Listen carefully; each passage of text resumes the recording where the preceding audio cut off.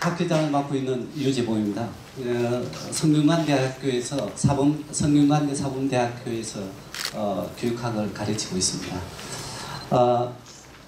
올해가 그 3.1운동 100주년이어서 여기저기에서 동일한 제목으로 많은 학술대회가 열리고 세미나가 열리는 것을 보게 됩니다.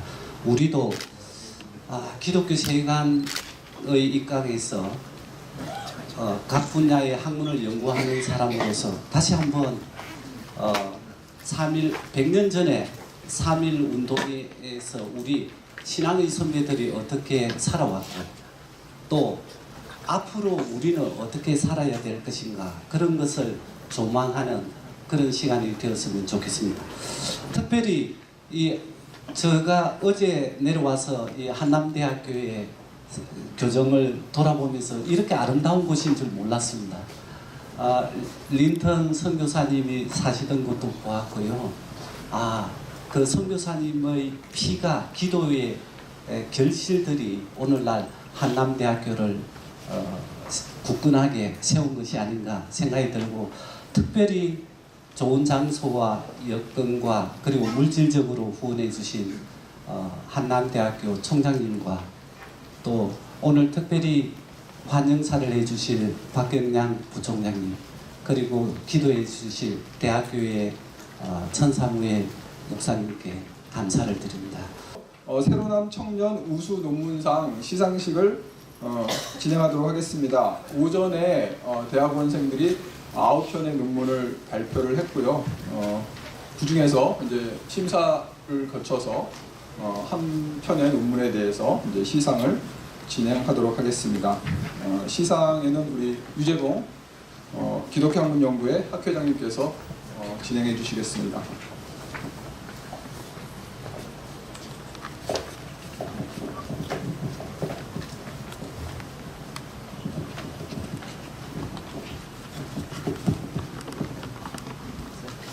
제가 내용을 읽겠습니다. 새로남 청년 기독교 학술 발표 논문상 성명 조지혜 서울대학교 교육학과 박사과정. 논문 제목 치유적 대화에 관한 현상학적 체험 연구. 기독교 학문 연구회는 2019년도 기독교 학문 학회 춘계 학술대회에서 발표한 기하의 논문에 대하여 소정의 심사를 거친 결과 독창적이고 우수한 논문으로 선정하여 청년 기독교 학술 발표 논문상을 드립니다. 2019년 5월 11일 기독교 학문학회 회장 유재봉.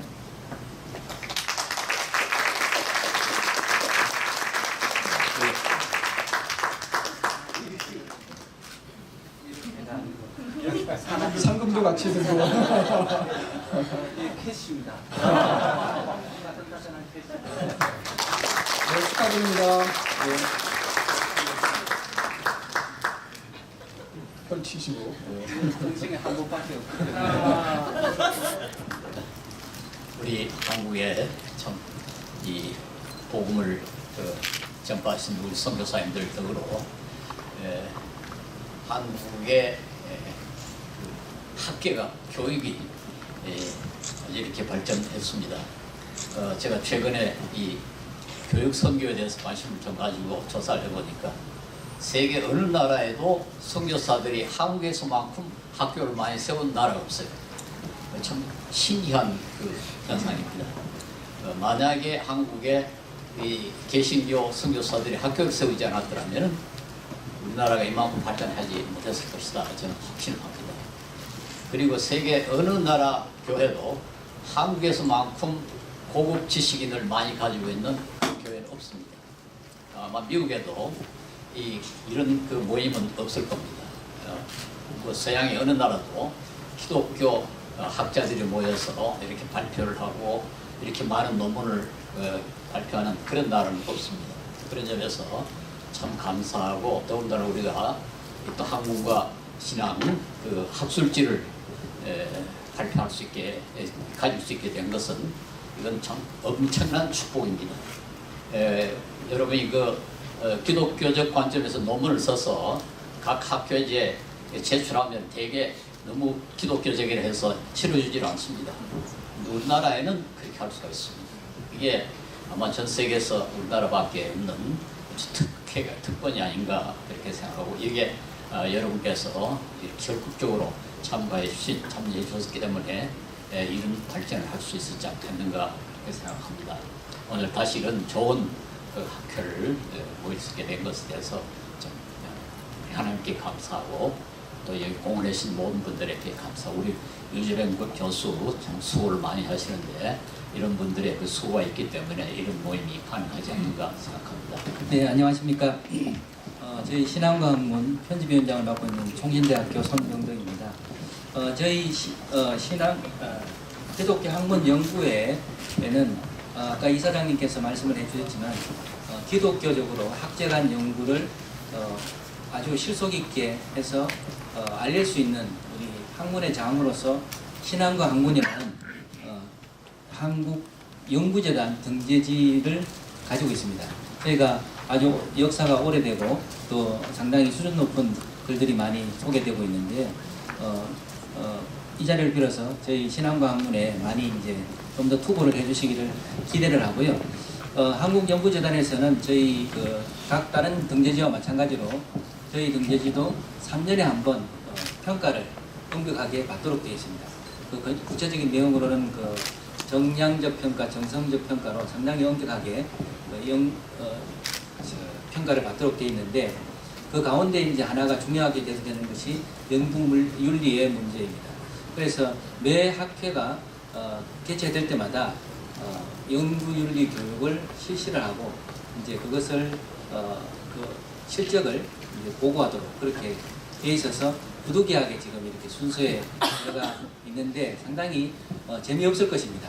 그래서 재미없을 내용이지만 말씀을 꼭 드려야 할 내용이나 그러나 이제 계속 하기엔 좀 그런 것 같고 저희 신앙과 학문에서는 이제 학술지의 윤리성을 유지하기 위해서 반드시 그 연구지를 제출하실 때 그 논문 유사도 검사를 거치도록 되어 있습니다. 정말 3.1 운동과 기독교 100주년의 어떤 의의를 기념하는 세미나에 제가 사회를 맡고 더구나 그 미션 스쿨인 한남대학에서 굉장히 의의 깊은 행사의 사회를 맡게 돼서 대단히 영광스럽게 생각합니다. 시간이 많이 가서 제가 바로 그냥 저희 오늘 발제자 세 분 정말 굉장히 중요한 그 의미를 담고 있는 또 제가 보니까 엄청나게 저희들이 알지 못했던 것들 정말 새롭게 우리가 인식하고 가야 될 그런 것들을 오늘 발표해 주시는데 세 분 소개해드리고 바로 시작하도록 하겠습니다. 오늘 그 주제 발표를 해 주실 분 세 분은요 정말 잘하시는 한국 교회사의 뭐 이분 하면 저희가 빼놓을 수 없는 분이십니다. 그 감신대 교수를 지내시고 지금 이제 또 활발하게 여전히 그 연구 활동을 하고 계시는 이덕주 교수님 소개해드리겠습니다. 이덕주 교수님께서는 그 3.1운동의 역사적 의미, 본인의 전공을 살리셔서 이것을 아주 심도 있게 오늘 말씀해 주실 것 같습니다. 그리고 두 번째 발표는 경상대 교수로 계신 우리 백종국 교수님께서 3.1운동이 갖고 있는 정치적 의미와 가치를 발표해 주시겠습니다. 현재 김윤실 대표를 맡고 계십니다. 그리고 마지막 세 번째 주제는 저희가 교육적 의미와 과제로 잡았는데 장신대 교수로 계시는 박상진 교수님께서 발표를 해 주시겠습니다. 저희가 3시 10분까지 시간이 되어 있습니다. 그래서 조금 한 100분이 좀 안 된 것 같습니다. 그래서 저희가 세 분 발표를 들은 다음엔 또 이제 그 패널 토의도 있고 해서 그 시간을 감안하면 한 분이 한 20분에서 25분 정도 이렇게 발표를 해주시고 또 패널 토의로 들어가서 플로어에서 또 질문을 받고 이렇게 하도록 하는 게 좋겠습니다. 제가 저에게 주어진 강의 제목이 이 역사적 의미와 과제입니다. 특히 뭐 일반 사회에서도 3.1운동사를 조명하겠지만 저는 한국 교회사를 공부하다 보니까 역사 신학 쪽에서 교회사에서 3.1운동을 어떻게 볼 것인가 거기에 초점을 좀 맞추도록 그렇게 하겠습니다. 오늘 제가 강의할 내용, 말씀드리고자 한 내용은 바로 요 성경 구절 여기 다 함축되어 있다고 저는 이렇게 정리를 했습니다. 100년 전 1.5%, 아주 넉넉하게 본 거죠. 1%에서 1.5%밖에 되지 않은 한국 기독교 교세였지만 그 어두웠던 민족적 상황에서 빛의 역할을 하였다. 여기서 중요한 것은 너희들의 착한 행실로 저들로 하여금 하나님께 영광을 돌리게 하여라. 이 대목입니다. 이것은 결국 세상, 불신자 사회를 의미하는 거겠죠. 믿지 않는 사람들, 그 사람들에게 빛이 되어라. 그래서 믿는 사람들의 선한 행위로 믿지 않는 사람들이 하나님께 영광을 돌리게 해라. 이게 우리가 신앙생활하는 가장 궁극적인 목표가 아니겠는가. 교회 안에서 박수치고 영광 서로 하는 거는 그거는 흔히 하는 얘기지만, 불신자 사회에서 믿지 않는 사람들이 오히려 기독교인들의 선한 행위를 보고 기독교의 하나님께 영광을 돌리는, 저는 3.1운동 100년 전에는 그 역할이 이루어졌다고 저는 보는 거죠.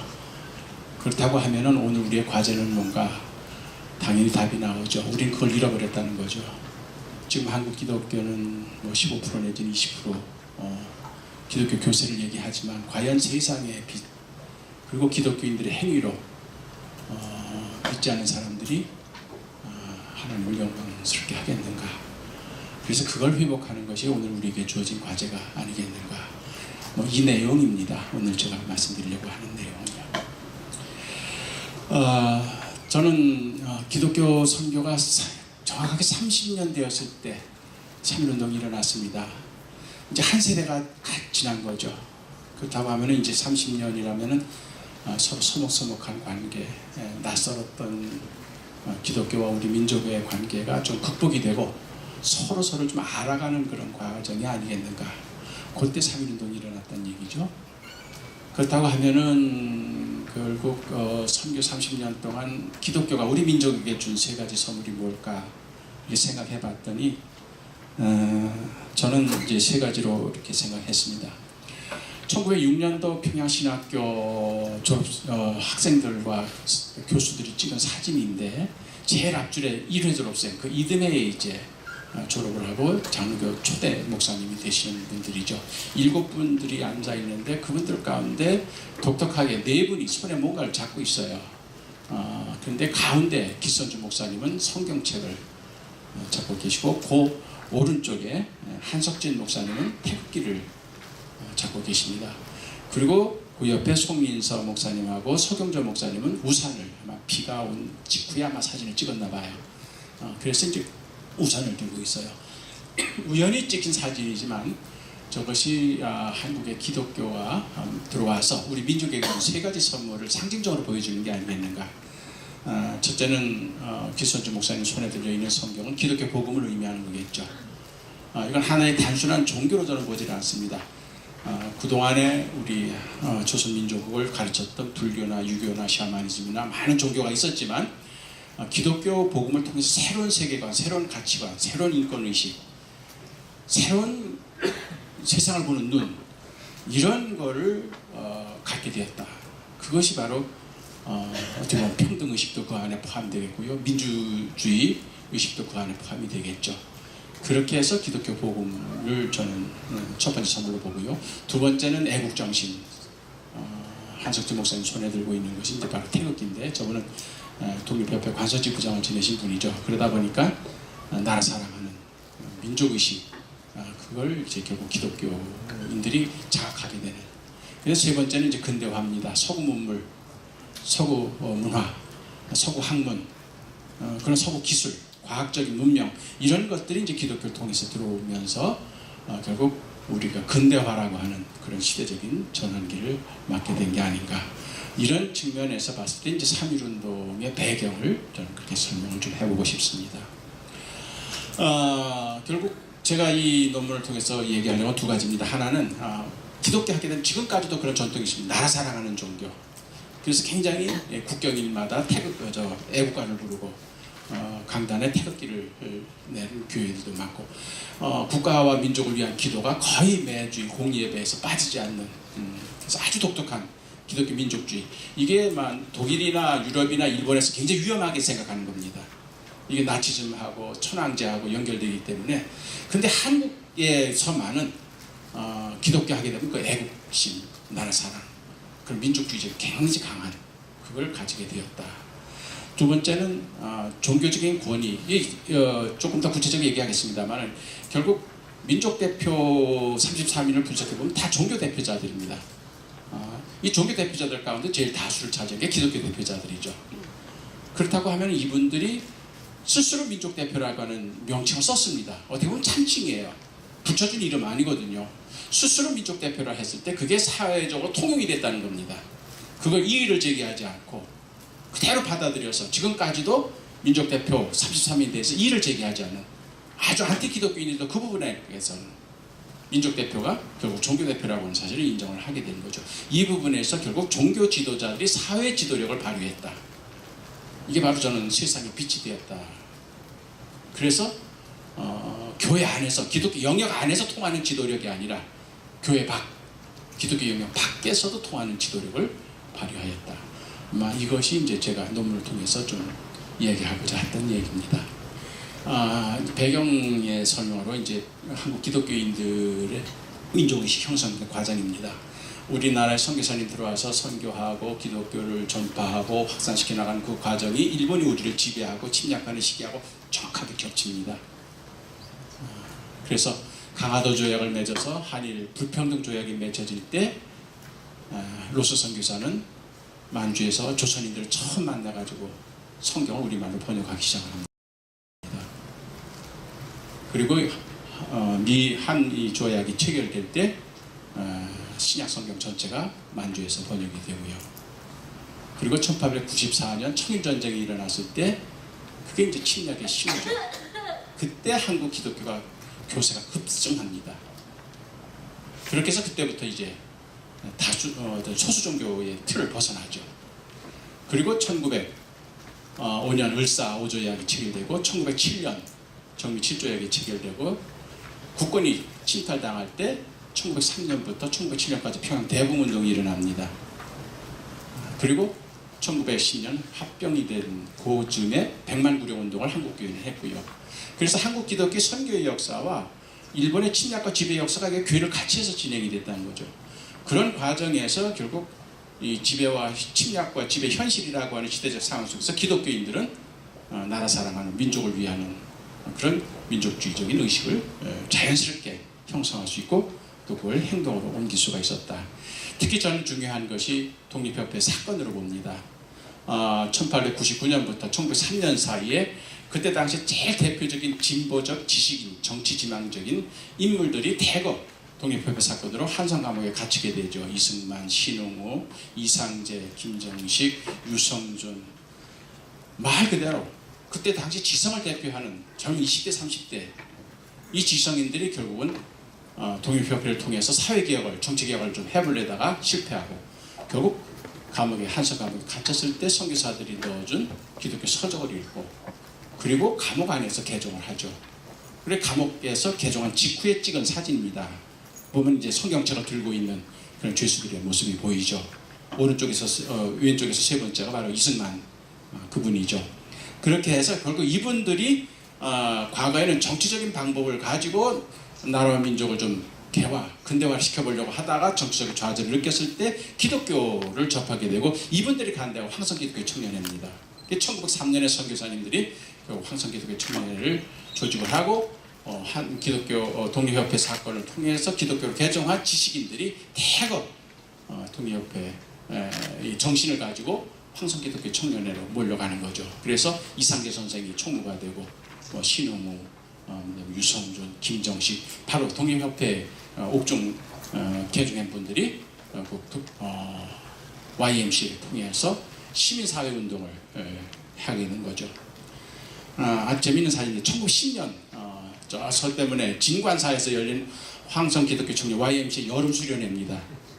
그래서 법당에 들어가가지고 찬송 부르고 기도회 하고 은혜 받고 나와서 찍은 사진입니다. 제일 앞줄의 오른쪽에 왼쪽 끝에 있는 분이 바로 이상재입니다. 그 옆이 김정식이고 그다음에 앞줄에 좀 다리를 벌리고 앉은 분이 바로 현순 상임 임시정부를 처음 조직했던 현순 목사님 그런 분들이 그 뒤에가 이제 선교사님들이 계시고 그리고 툇말에 쭈그리고 앉은 분들은 그 승려들이에요. 같이 아마 은혜를 받았나 봐요. 그래서 법당에서 여름 일주일 동안 성경 공부하고 찍은 사진입니다. 그러니까 이런 과정을 통해서 이제 요거는 이제 지식인들이 아니라 남대문에서 수술 팔던 전덕기 목사죠.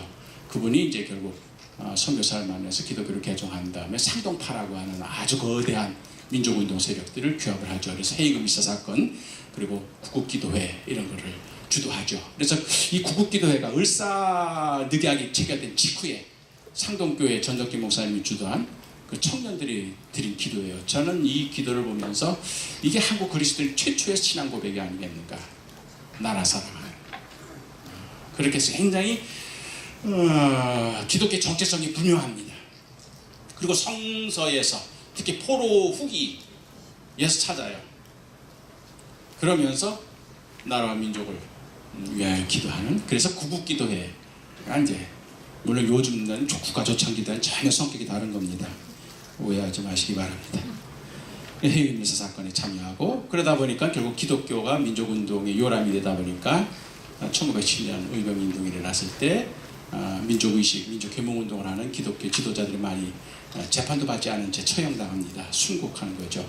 이런 과정을 통해서 불신자 사회에 기독교가 처음에는 선교사들의 종교, 외국인들의 체질에 맞는 종교, 나라 팔아먹는 종교 뭐 이런 식으로 오해를 했다가 오히려 이제 점점 의식이 바뀌어가면서 오히려 이제 진짜 나라를 위하여 자기를 희생하는 그런 종교로 인식을 바꿔가는 거죠. 이 또 히로부미 사건도 천주교인인 안중근과 개신교인인 우덕순 둘이 에큐메니칼 무장투쟁을 한 겁니다. 그래서 저 총알에 다 십자가를 새겼대요. 거사 직전에. 그래서 총알 하나하나에 십자가를 칼로 긁어가지고 십자탄을 이토 히로부미가 맞으라고 그렇게 한 거죠. 배구인 사건 때도 역시 마찬가지입니다. 80% 이상이 기독교인이. 그래서 저런 사건들이 결국 공개적으로 진행되면서 기독교에 대한 인식이 바뀌어졌고 그렇게 해서 이제 기독교 학교를 보면은 항상 태극기와 십자기가 항상 동행 같이 나타납니다. 그래서 십자기와 대형 태극기를 들고 이 목포에 있는 영흥학교인데 미션스쿨이죠. 그러니까 십자기와 태극기 말고 성조기까지 들었어요. 아마 이게 태극기 부대의 원조가 생각이 되는데 전 그런 부분에서 결국은 3.1운동 이전에 기독교가 우리나라에 들어 30년 동안 선교하면서 이건 종교 사회학에서 쓰는 용어입니다. 민족의 자율성, 자치권을 잃어버린 식민 통치 하에서 어떻게 기독교 민족주의, 종교 민족주의가 형성되는가 하는 그것의 3단계를 얘기합니다. 첫째는 종교적 상대적 자율성이 있다. 그러니까 모든 정치적인 사회적인 기관 단체들이 다 해산되고 추방당하고 압제당할 때 종교 조직만큼은 정치적인 탄압에서 보호를 받는다. 아마 이 대부분에서 이제 선교사님들이 정교분리 원칙을 처음부터 표방을 하고 그리고 총독부와 일정 부분 타협을 하죠. 그래서 우리 한국의 기독교인들로 정치 운동에 참여하지 않도록 우리가 지도할 테니 총독부도 정치적인 간섭을 교회는 하지 말라. 일정 부분 그 부분에서 타협이 이루어집니다. 그래서 이 부분에 있어서 민족주의 사학자들은 선교사를 많이 비판하죠. 그래서 대북운동도 그런 면에서 비판하는 분들이 있습니다. 근데 오히려 저는 다른 면에서 오히려 선교사들이 그렇게 총독부, 정치 당국하고 딜을 해버렸기 때문에 정치적인 간섭을 받지 않는 공간이 생긴 거죠. 영역이 생긴 거죠. 그걸 저는 릴러티브 오토노미라고. 이게 상대적, 완전 자율성은 아니에요. 상대적으로 다른 조직에 비해서 자율성을 확보했다. 그러다 보니까 그 공간으로 몰려오는 거예요. 민족의식을 가진 사람들이, 한국인들이. 그래서 결국 선교사들이 보는 앞에서는 성경 읽고 기도하고 찬송 부르지만 선교사들이만 떠났다 하면 이제 민족 문제 가지고 토론하고 사회 문제 가지고 토론하고 정치 문제 가지고 토론하는 그런 현상들이 일어나는 거죠. 그래서 YMCA도 선교사를 처음 조직할 때는 선교 조직으로 했지만 이상재 선생이나 김정식 선생이나 이런 분들이 가입하면서부터는 결국 그게 정치적인 사회운동 조직으로 변모하게 된 거죠. 그렇게 돼서 결국 종교와 민족이 일치가 된다. Identification of the religion and nationality라는 말을 쓰게 되죠. 그런 다음에 결국은 정치인들이 해야 할 기능을 종교인들이 수행하게 되는 게 내셔널빌딩입니다. 그래서 3.1운동 보면은 바로 3.1운동 선언 직후에 임시정부 조직을 해요.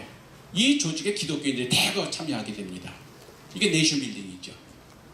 그런 측면에서 보면은 기독교 민족주의가 형성되는 그 과정이 이미 3.1운동 이전에도 이루어졌다 하는 걸 볼 수가 있습니다.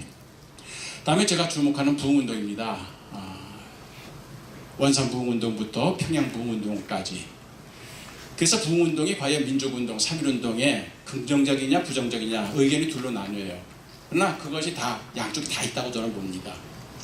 그래서 이런 부흥운동이 독립운동, 민족운동 참여하는데 거기서 어떤 부정적인 역할, 그래서 천국 생각하고 내세 생각하고 초월적인 그런 현실 도피적인 그런 신앙을 부추겼다 하는 그런 비판도 받을 수밖에 없는 부분도 없잖아 있어요. 그러나 저는 두 가지 면에서 긍정적인 면을 봅니다. 하나는 뭐냐? 부흥운동에 중요한 세 가지 의미가 있습니다. 하나는 기독교의 본질을 체험하게 됩니다. 그러니까 부흥운동을 겪기 전까지는 기독교와 다른 종교를 구별을 못했던 거죠. 그냥 물질적인 축복, 출세의 기회 이런 걸로 생각하고 온 사람들이 많은데 부흥운동의 원산부터 평양까지 부흥운동의 가장 보편적인 특징이 하나는 회개입니다. 철저한 회개예요. 회개라고 하는 이 종교 체험은 기독교밖에 없습니다. 그래서 이 회개 체험을 하면서 비로소 기독교와 다른 종교를 구분하게 돼요. 한국 교인들이. 그리고 선교사는 그 부분을 굉장히 중요시합니다. 비로소 회개하고 중생하고 성결 그리고 완전에 이르는 그런 구원의 프로세스를 한국 교인들이 경험하기 시작했다. 그렇게 해서 기독교가 어떤 종교인지 모르고 교회에 왔던 사람들이 이제는 진짜 기독교가 어떤 종교인지를 알았다. 그래서 리얼 크리스찬이라는 표현을 많이 씁니다. 그런 다음에 그들이 윤리적으로 갱신합니다. 왜냐하면 죄의식은 윤리의식의 다른 표현이거든요. 결국 죄의식 때문에 회개한 거니까 그 회개한 사람은 새로운 윤리를 갖게 됩니다. 그러다 보니까 기독교인만의 독특한 윤리의식이 형성되는 거예요. 술 먹지 않고 담배 피우지 않고 아편 안 하고 도박 안 하고 축첩 안 하고 이런 기독교인 윤리의식이 형성되는 거죠. 저는 이것이 지도력의 바탕이라고 봅니다. 그러니까 불신자 사회에서는 성경에 뭐라고 써있느냐 교리가 뭐냐 그거 관심 없습니다. 알 필요도 없어요. 그 사람들은. 불신자들이 교회 지도자들에게 존경을 표할 때는 윤리적인 행동입니다. 도덕적인 생활이에요. 그렇기 때문에 교회 지도자들이 대거 회개운동을 통해서 윤리적으로 갱신 체험을 했기 때문에 이제 양심적인 윤리적인 도덕적인 삶을 살아가는 모습을 보여준 거죠. 그러면서 교회 일치운동이 일어납니다. 왜냐하면 오순절 초대 성령운동이었거든요. 그러니까 교파주의 교회로 우리나라는 들어왔습니다. 장로교 감리교만이 아니라 뭐 구세군, 침례교, 성공회 모든 교파들이 들어왔지만 부흥운동을 통하면서 그게 마치 용광로처럼 그래서 교파주의를 초월할 수 있는 그런 바탕을 이루죠. 그러면서 이제 한국의 종교로 뿌리를 내립니다. 새벽기도, 성미, 통성기도 이런 건 선교사들이 가르쳐준 게 아니거든요. 그 사람들은 몰라요. 인도 선교사도 뭐 굉장히 큰일 했지만 새벽기도만큼은 안 했어요. 그분. 새벽기도는 한국인들의 아주 고유한 그러다 보니까는 이제는 한국 문화, 종교 문화와의 잘 어울리는 그런 종교로 기독교가 뿌리를 내린 거죠. 그래서 외래 종교, 서양 선교사들과 함께 들어왔다가 나가는 종교가 아니라 이제는 우리 역사 문화 속에 뿌리를 내리는 종교로. 자, 그리고 난 다음에 또 다른 부흥운동의 긍정적인 측면은 손정도에게서 찾아볼 수 있습니다. 충실중학교 평양. 이분이 이제 회개 운동에 참여합니다. 그래서 윤리적인 갱신 체험하는데 이분은 나라 문제를 놓지 않았어요. 그래서 계속 그걸 가지고 기도하다가 환상을 봅니다. 체험을 합니다. 제 자료집에는 충분하게 자세하게 썼어요. 나라의 민족의 구원에 책임이 나에게 있다. 그래서 이분은 사도행전 1장 8절을 메시지로 받아요. 응답을 받아요. 이스라엘 회복할 때가 이때입니까? 대한제국이 국권을 회복할 때가 이때입니까? 때와기는 아버지밖에 모른다. 너는 알 바가 아니다. 부정적이죠. 그러나 그 다음에 성령이 너에게 임하시면 너희들의 권능을 받아 예루살렘과 온 유다와 사마리아 땅끝까지 내 증인이 되리라. 여기서 답을 얻어요. 우리가 독립될 때는 모르겠지만 결국 독립의 때를 단축시킬 수 있는 길은 있다. 그건 뭐냐? 우리 민족 모두가 다 성령 받아가지고 증인 역할을 하자. 증인 사역을 하자. 그래서 예루살렘 평양입니다. 온 유다 한반도입니다. 사마리아 만주입니다. 중국. 그래서 저분 1910년에 중국 선교사로 나가요. 그래서 한 민족이 예수 증인 사역을 열심히 하다 보면은 결국 하나님이 우리에게 복 주신다. 그런 메시지를 합니다. 그래서 이제 한국 기독교가 들어온 지 20년 만에 교회 전국으로 확산이 되죠. 그래서 왼쪽 지도는 기독교 선교 거점 선교사들이 미션 스테이션을 세운 곳이고, 오른쪽 지도는 만세운동이 일어난 지도입니다. 그래서 일치된다는 걸 우리가 발견할 수 있습니다. 3.1운동에 대해서는 뭐 여러분 잘 아시기 때문에 하도 많이 들었고요. 또 방송도 많이 했습니다. 근데 결국은 뭐냐? 민족 대표, 거기에 기독교인들이, 종교 대표, 기독교, 불교, 천도, 거기에 기독교 대표자들이 종교 대표로 수준으로 들어간 거죠. 그래서 녹색은 북장로교, 그리고 주홍색은 북감리교, 노란색은 남감리교. 이 세 개의 종파만 참여하게 됩니다. 저는 독립선언서를 자료집에서 저는 이 자료를 한번 기독교적으로 읽어봤습니다. 이게 종교 대표자들이 쓴 거기 때문에, 종교인들이 쓴 거기 때문에 종교적으로 해석해야 된다. 선언서를. 그랬더니 그 결과가 나와요. 결국 시대정신을 읽었습니다. 정확하게 시대정신을 읽었어요. 때를 분간하라. 그리고 이분들은 독립이 목적이 아니었다는 걸 제가 알았습니다. 동양 평화, 평화가 목적이었다. 동양 평화를 이루고 세계 평화를 이루기 위하여. 그리고 하늘과 새 땅의 새로운 세상에 대한 비전을 분명히 가지고 있었다. 이게 이제 독립선언서에서 제가 발견한 내용입니다. 그래서 이제 3.1운동이 일어났고요. 이분들이 결국 감옥에 갇혔을 때 어떻게 가장 비참한 모습이죠. 목사님들이 저런 수의를 입고 저렇게 사진을 찍은 치욕이죠.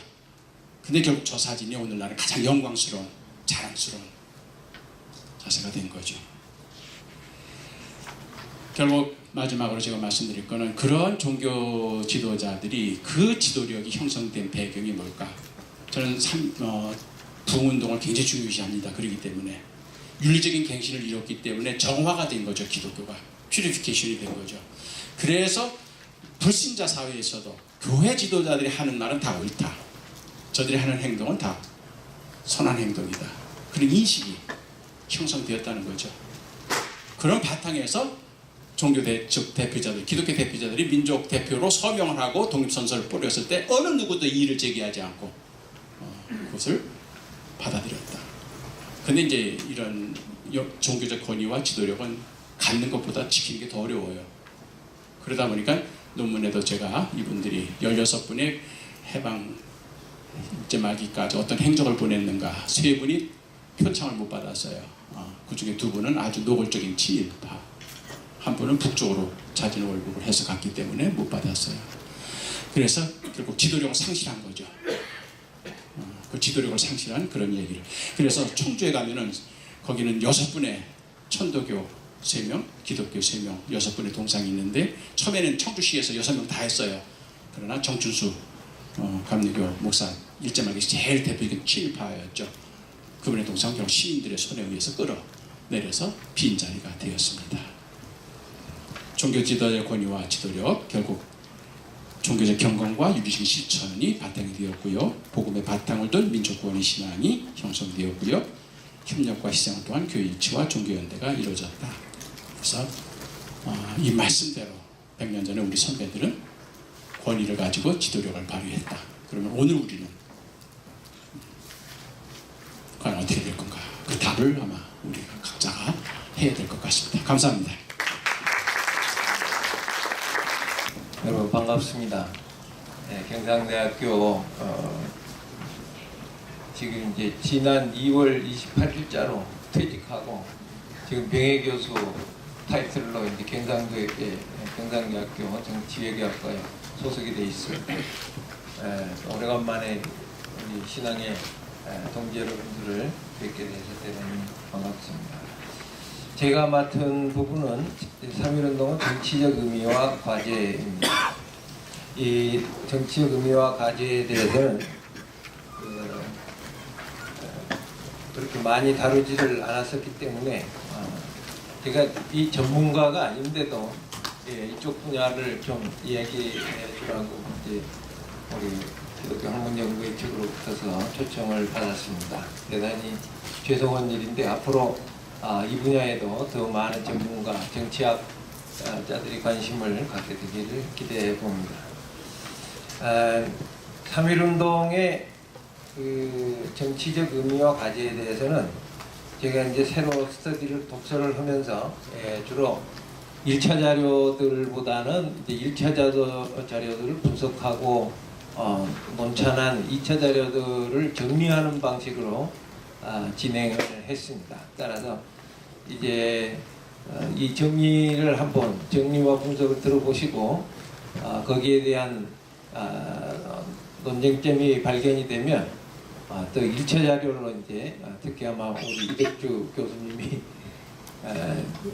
더 많은 역할을 해주실 것으로 보는데 1차 자료들을 더 천착하는 노력들이 있게 되기를 기대합니다.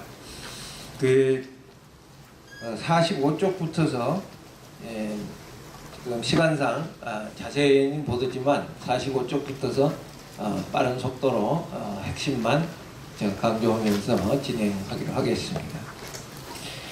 그 3.1운동의 역사적 의의에 대해서는 이미 많은 분들이 이야기를 하셨고 또 대한민국 헌법이 그 대한민국 체제의 정당성과 법통성을 3.1운동에 두고 있다 하는 점을 먼저 생각해 보시는 것이 좋겠습니다.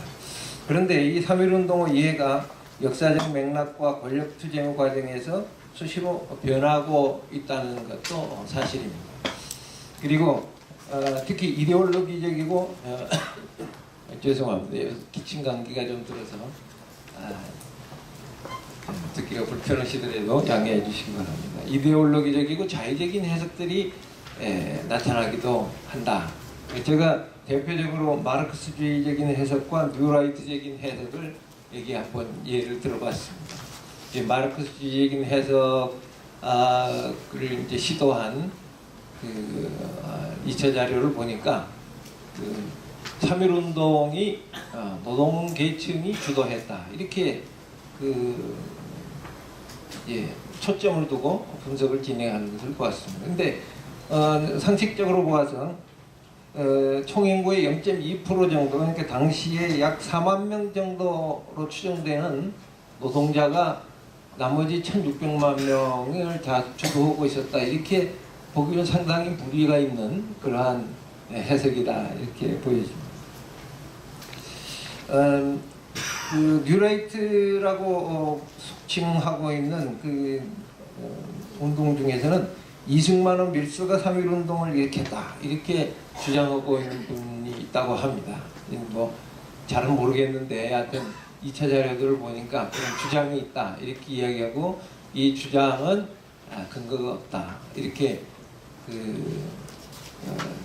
서술을 했더라고요. 제가 확인을 해보니까 특히 서울대학교 언론 연구소에서 진행하고 있는 팩트체크 프로그램이 있습니다. 거기서 이제 정리한 걸 보니까 대체로 사실이 아님 이렇게 결론이 나 있어요. 여러분들도 참고를 해보시기 바랍니다.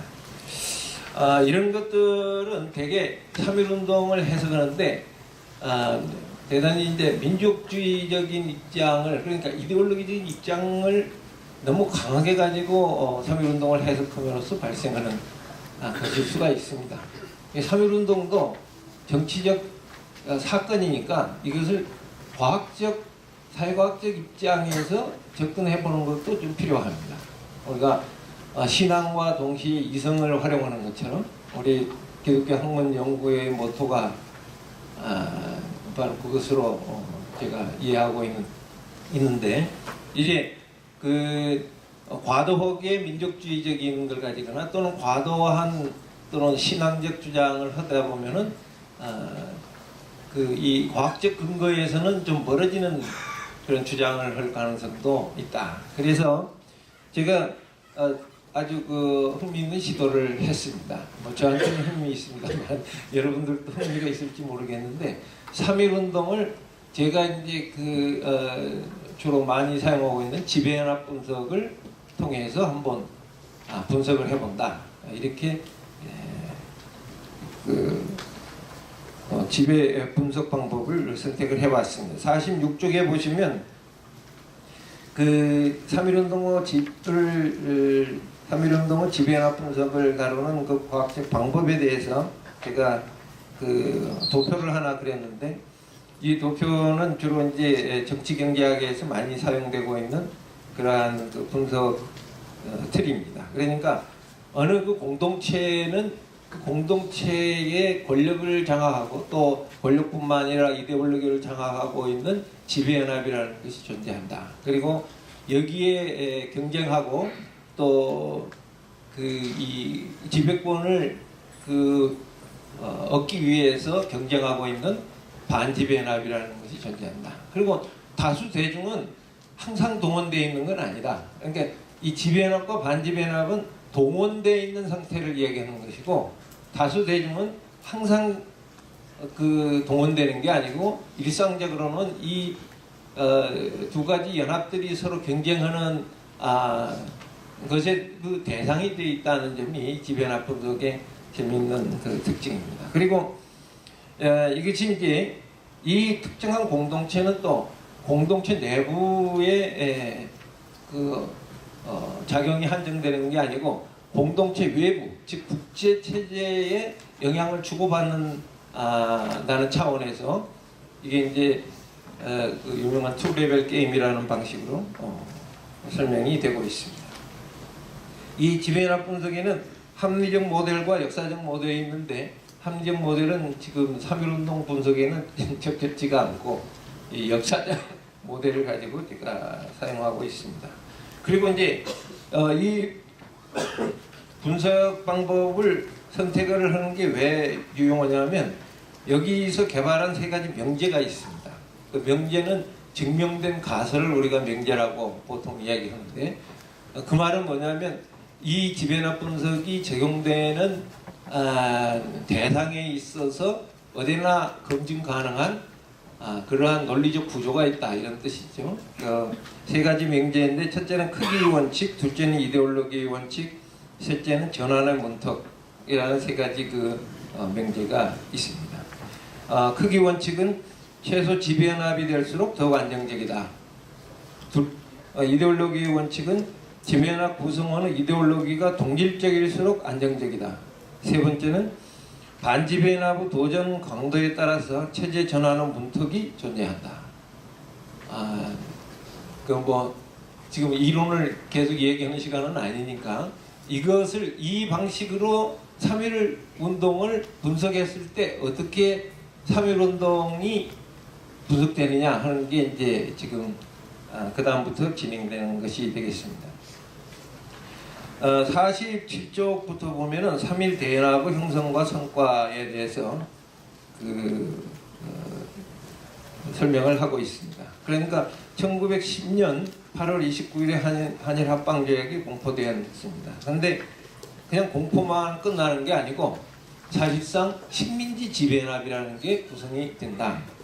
식민지 지배연합이라는 것을 현실적인 사정을 보면 조선총독부와 소속 관서 직원으로 구성이 되어 있습니다.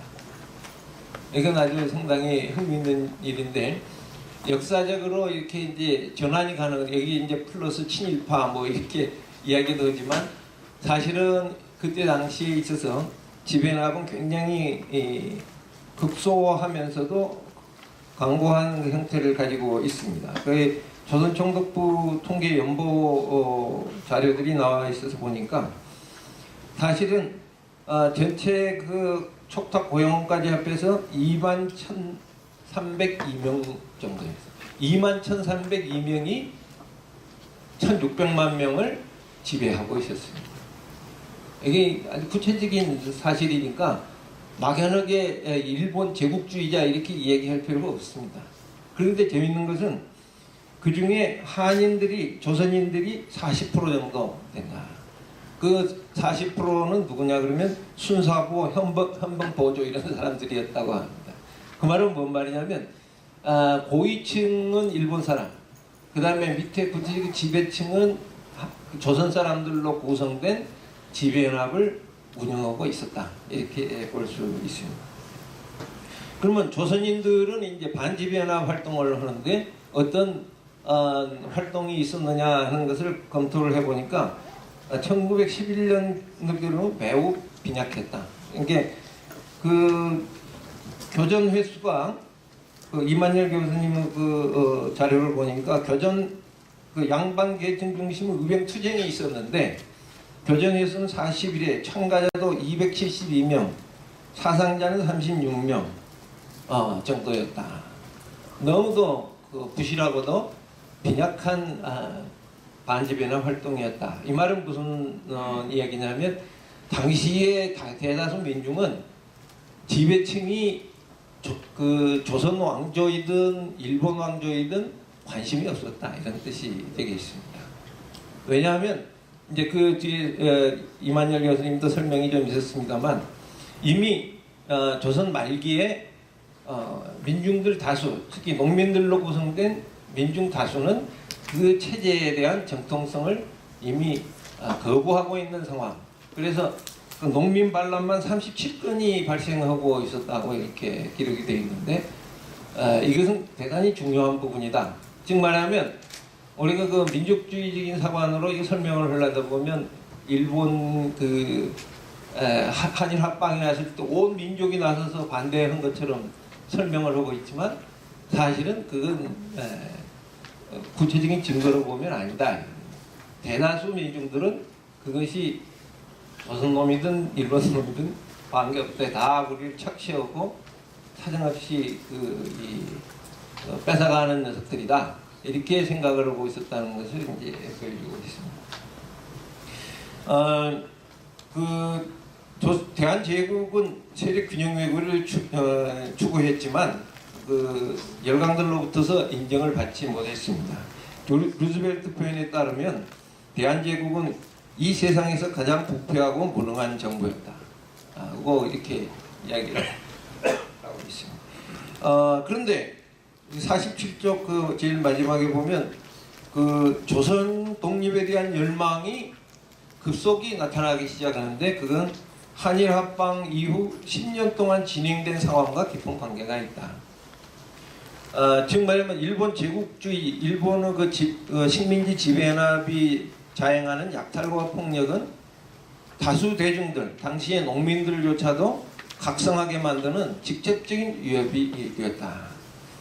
그것은 이제 그 뒤에 나와 있는 그 여러 가지 각종 법령들과 독립선언서에 잘 요약하고 있습니다. 그리고 또 여기에 이제 덧붙여서 민주공화제에 대한 인식과 민족 자결주의에 대한 인식이 수입되기 시작을 합니다. 그러니까 1910년 정도의 상황에 있어서 민주공화제나 민족 자결주의가 일반 대중들에게 파고들려지는 거의 없는 그 양반 계층들의 일부의 이식이었다면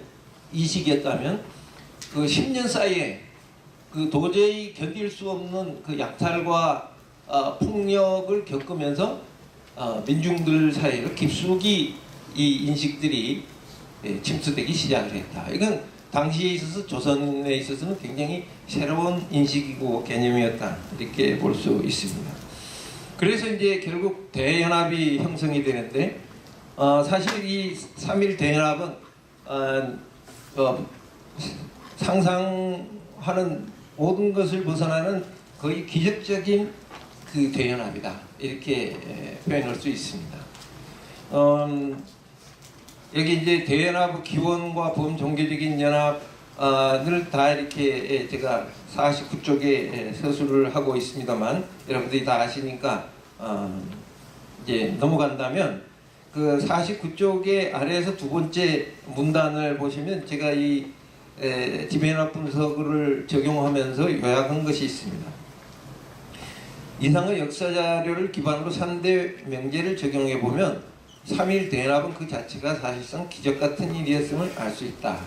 첫째로 크기 원칙에서 벗어나 있다. 그러니까 모든 정파와 지역을 거의 다 포함을 한다. 1600만 명 정도 되는 그 전까지는 체제의 권위에 대해서 거의 인정을 안고 있던 사람들을 순식간에 포함해서 운동을 만들어낸다 하는 건 상당히 기적 같은 일이었습니다. 두 번째는 이데올로기 원칙에도 벗어나는데 당시에 수입되고 있는 서구로부터 수입되는 각종 이데올로기들과 토착 이데올로기들이 아주 혼재되어 있는 상황이었음에도 불구하고 3.1 운동을 일으키는 연합이 진행된다는 건 굉장히 기적적인 일이었다. 세 번째는 그럼에도 불구하고 이제 전환의 문턱이 너무 높았다. 왜냐하면 당시에 세계대 1차 대전에서 일본은 전승국의 입장을 가지고 있었기 때문에 이 3.1 대연합이 나타났음에도 불구하고 그 반지배연합이 한반도의 지배권을 획득할 수 있는 여지는 굉장히 약소해 보인 상황이었다. 이렇게 보였습니다. 그래서 이제 이건 어디서 나타날 수 있냐 그러면 3.1 대연합을 이끄는 지도부의 전략이 무엇이냐? 바로 독립청원 전략이었다. 이렇게 그 자료들이 소개를 하고 있습니다. 대한민국의 독립을 강대국과 일본의 선의에 호소하는 것이다. 그 3.1 대연합을 실질적으로 이끈 최린의 그 발언이 상당히 제게 인상 깊었는데 그 조선인의 독립 역량을 일본 판사가 묻자 병화부 10년을 경과하는 동안 조선인의 지식이 향상되었기 때문에 일본 정부의 조력을 받으면 독립국으로 설 수 있을 것이다 고 생각했다고 답변한 데서 잘 드러나 있습니다. 지금 우리 민족주의적인 관점으로 생각해 보면 전혀 있을 수 없는 친일적인 발언 같아 보이지만 사실은 이게 당시 3.1 대연합을 이끈 그 지도부의 사고방식이었다. 이렇게 보여집니다. 그 50쪽에 보면 좀 더 구체적으로 제가 이제 자료들을 정리를 한번 해봤는데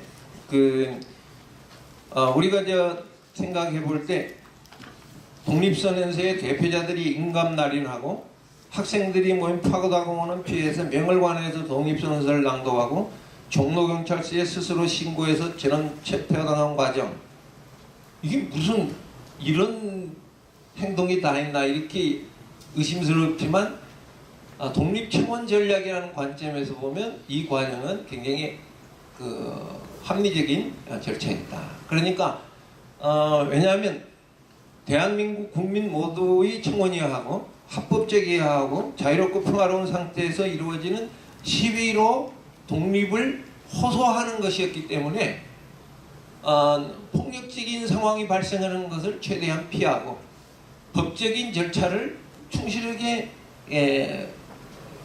밟아간다는 것이 내나 여기 그 독립운동을 당시에 3.1운동을 준비하고 있던 지도부, 즉 말하면 최린이나 함태영 같은 그 법률가들, 당시에 이분들이 다 법률가들이었으니까 이게 변호사입니까? 지금 변호사라고 말할 수 있습니까?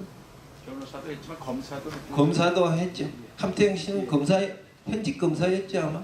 평의원 검사. 네, 평의원 검사.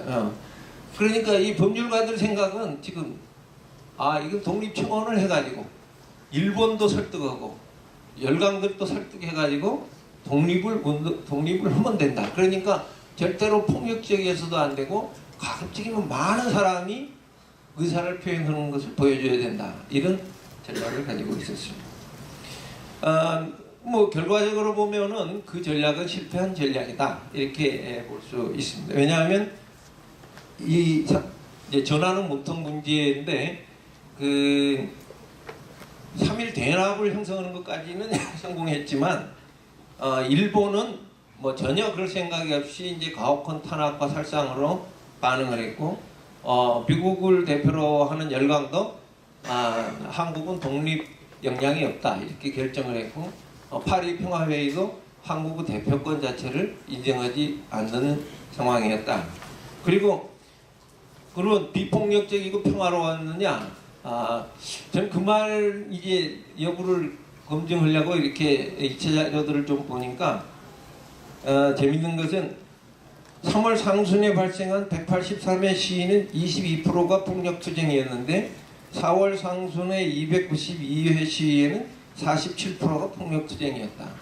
그러니까 아예 처음부터 그 주제수를 불지르고 그 순사들을 뚜루 패고 하는 그러한 그 폭력 시위가 발생을 했었다고 기록이 되어 있습니다. 이 기록이 지금 일본 측 기록이어서 어느 정도 믿어야 될 건지는 저는 모르겠는데, 이 자료를 인용한 분들이 다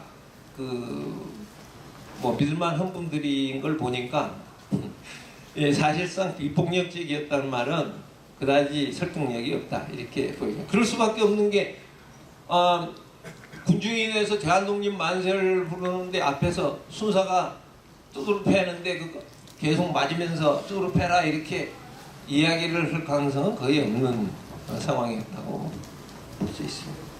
그러면 그 3.1 대나보는 원래의 목표는 실패했는데 어디에서 성공을 한 것이냐?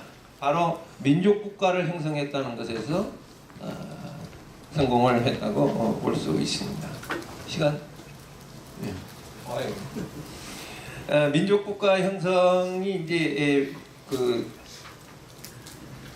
대한민국이라는 민족국가 형성이 3.1 운동의 정치적인 의미인데, 그 민족국가 체제는 국제적인 관점입니다. 그러니까 한반도만 생각을 해서는 민족국가라는 개념을 생각을 할 수가 없게 되어 있습니다. 왜냐하면 민족국가라는 게 국제적인 조약 체제를 통해서 형성됐던 것이고, 그것의 기원인 유럽에서조차도 민족국가가 나타나는 건 17세기 후반이었으니까 이런 점을 보시면 아시겠습니다. 그리고 그 민족이라는 말 자체가 수입 용어였다는 점을 여러분들이 이해해 주셔야 됩니다.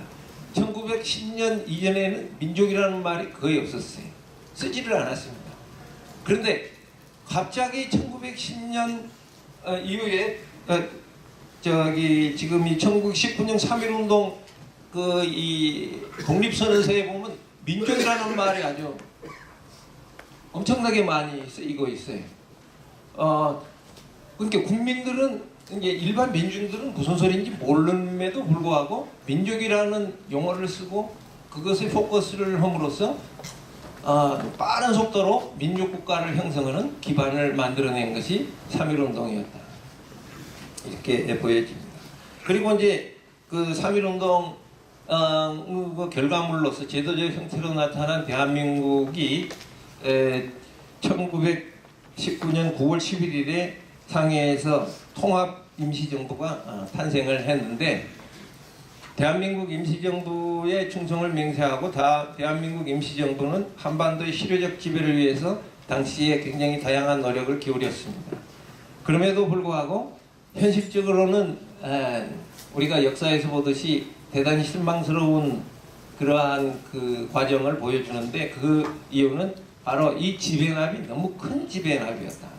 그래서 내부적인 조율의 역량을 다 소진하고 구체적인 실질적인 목표인 그 일본 제국주의와 투쟁하는 데 신경을 쓸 가능성은 거의 없는, 그래서 결국은 1930년 이제 말이나 와가지고 그 김구가 주도하는 임시정부가 이제 굉장히 작은 지배연합으로 다시 재구성되고 나서야 그때 비로소 이제 그 폭력 뭐 이봉창 의사라든지 이런 분들의 그 구체적인 항일 운동이 본격적으로 시작이 된 것을 우리가 보고 있습니다.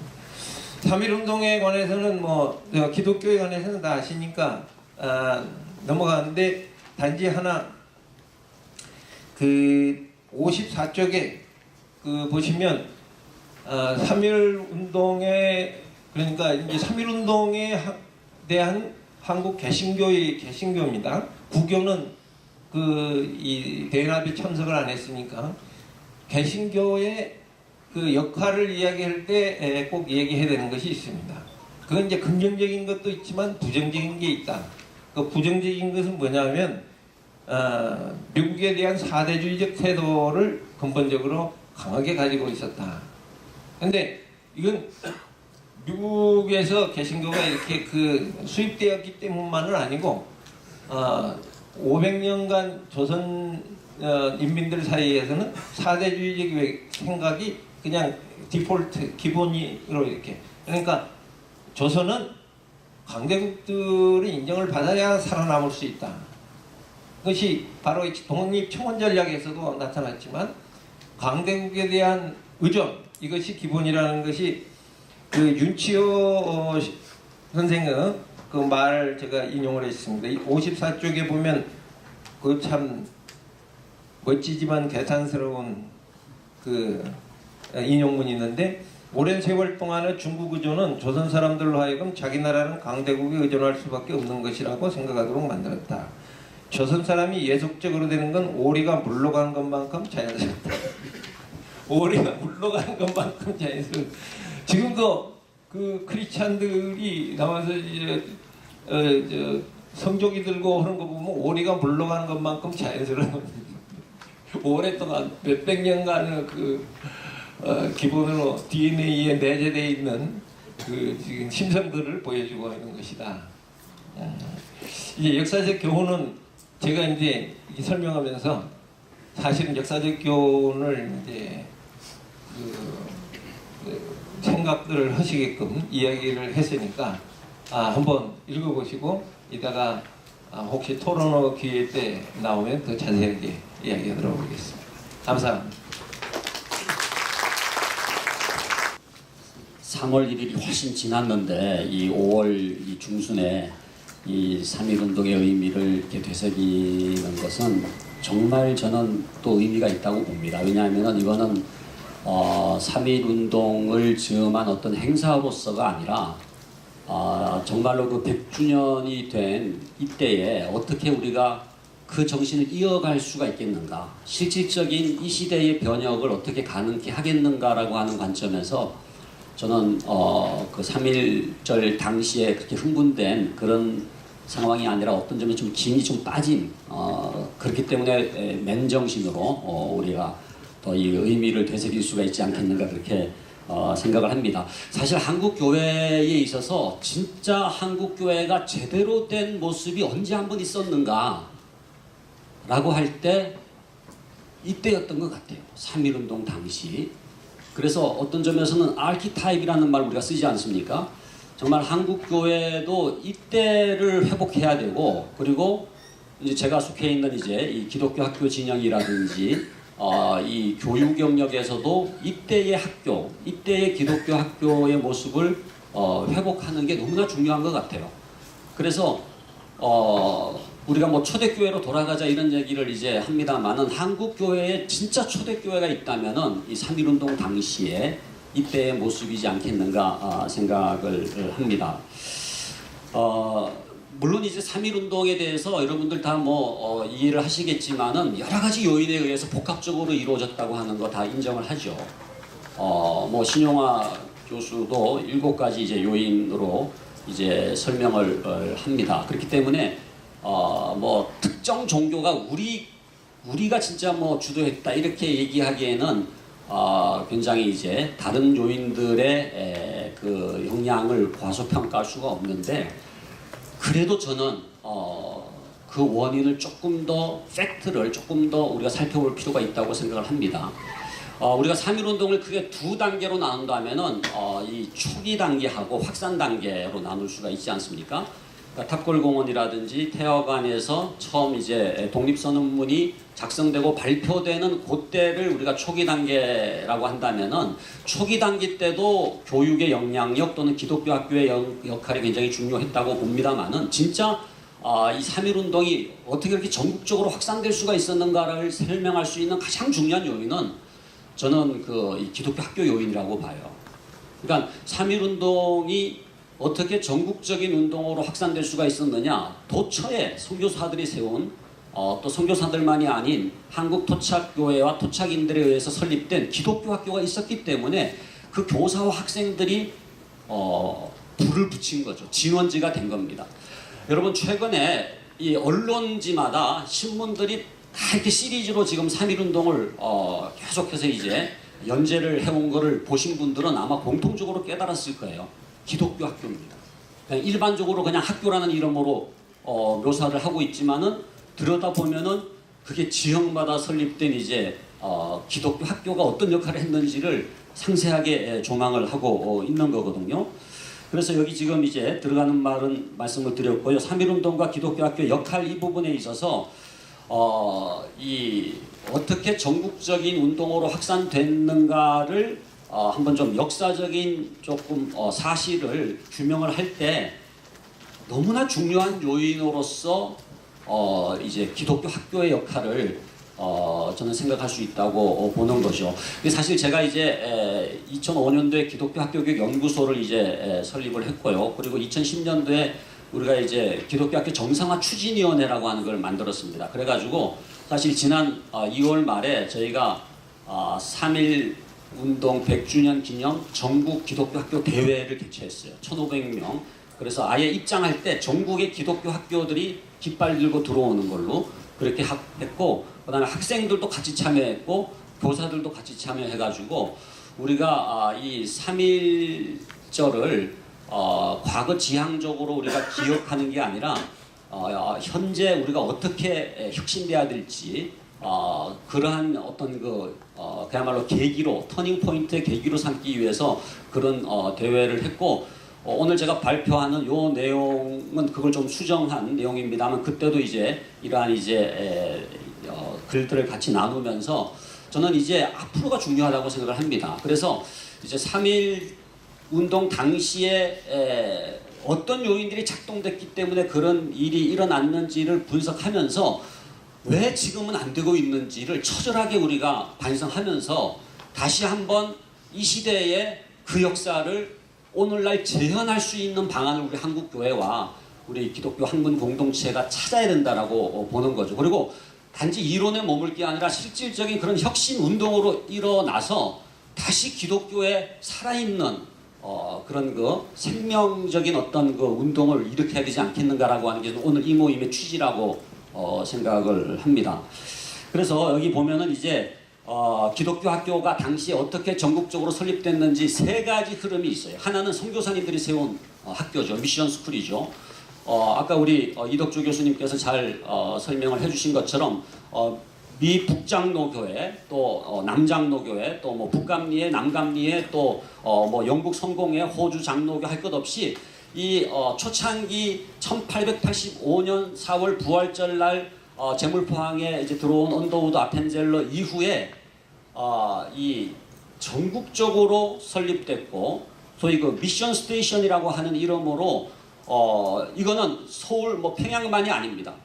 아까 보신 것처럼 선교부가 이제 분할했잖아요. 그래가지고 제주도를 뺀 이 전체 전국을 선교지로 정하면서 그 지역마다 이제 기독교 학교를 설립을 했던 거죠. 이번에 연재된 제가 그 신문을 보니까 이제 나온 학교들이 이래요. 이제 서울은 당연히 이제 경신이라든지 이화, 유관순 이화라든지 또는 뭐 배제라든지 배화라든지 또는 정신여 학교 이게 아주 뭐 김마리아를 비롯해서 3.1 운동에 굉장히 중요한 이제 인물들의 배출지였지 않습니까?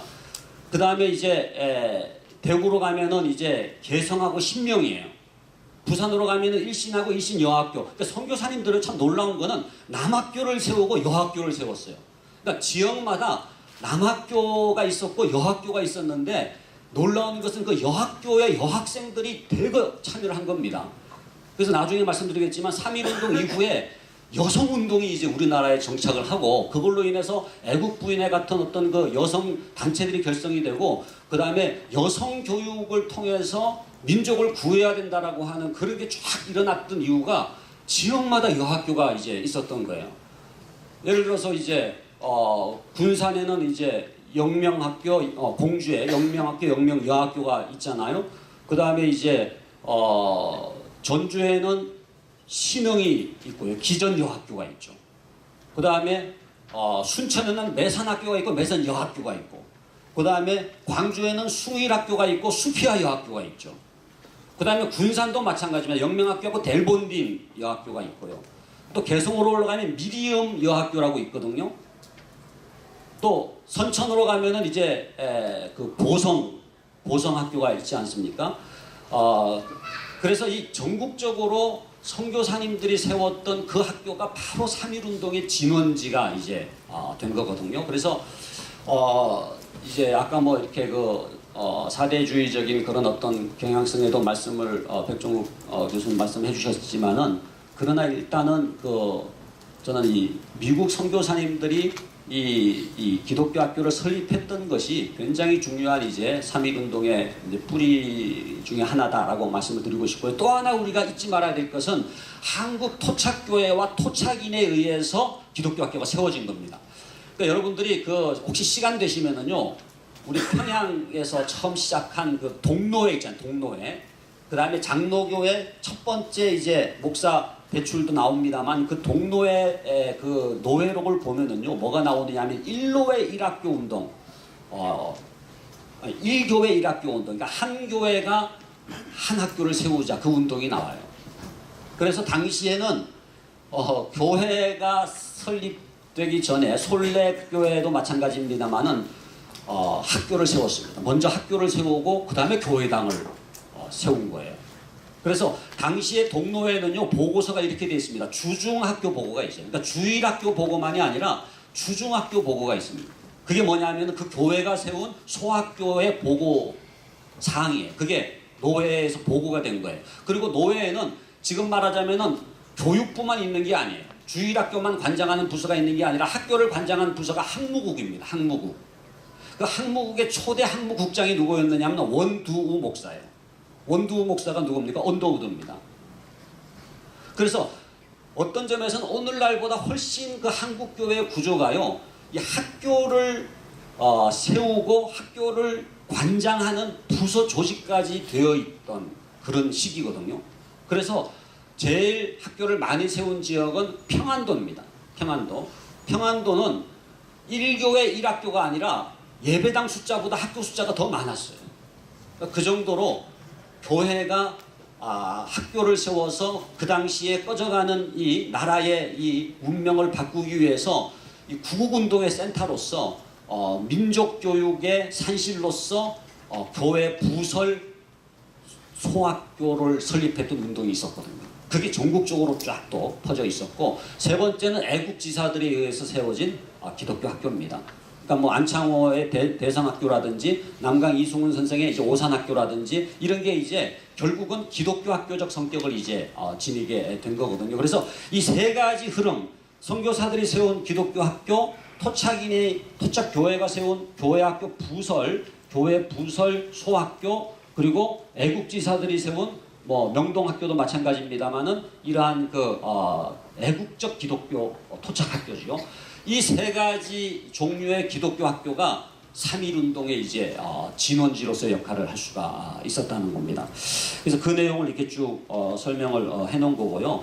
자, 그렇다고 한다면 세 번째 3.1운동의 동인이 뭐겠는가라고 할 때, 저는 이제 이 기독교 학교, 당시의 기독교 학교가 어떻게 그러면은 그렇게 이 일제에 저항하고 이 만세운동에 그렇게 목숨을 걸고 참여를 할 수 있게끔 만들었던 어떤 요인이 뭐겠는지를 분석하는 게 굉장히 중요하다고 생각해요.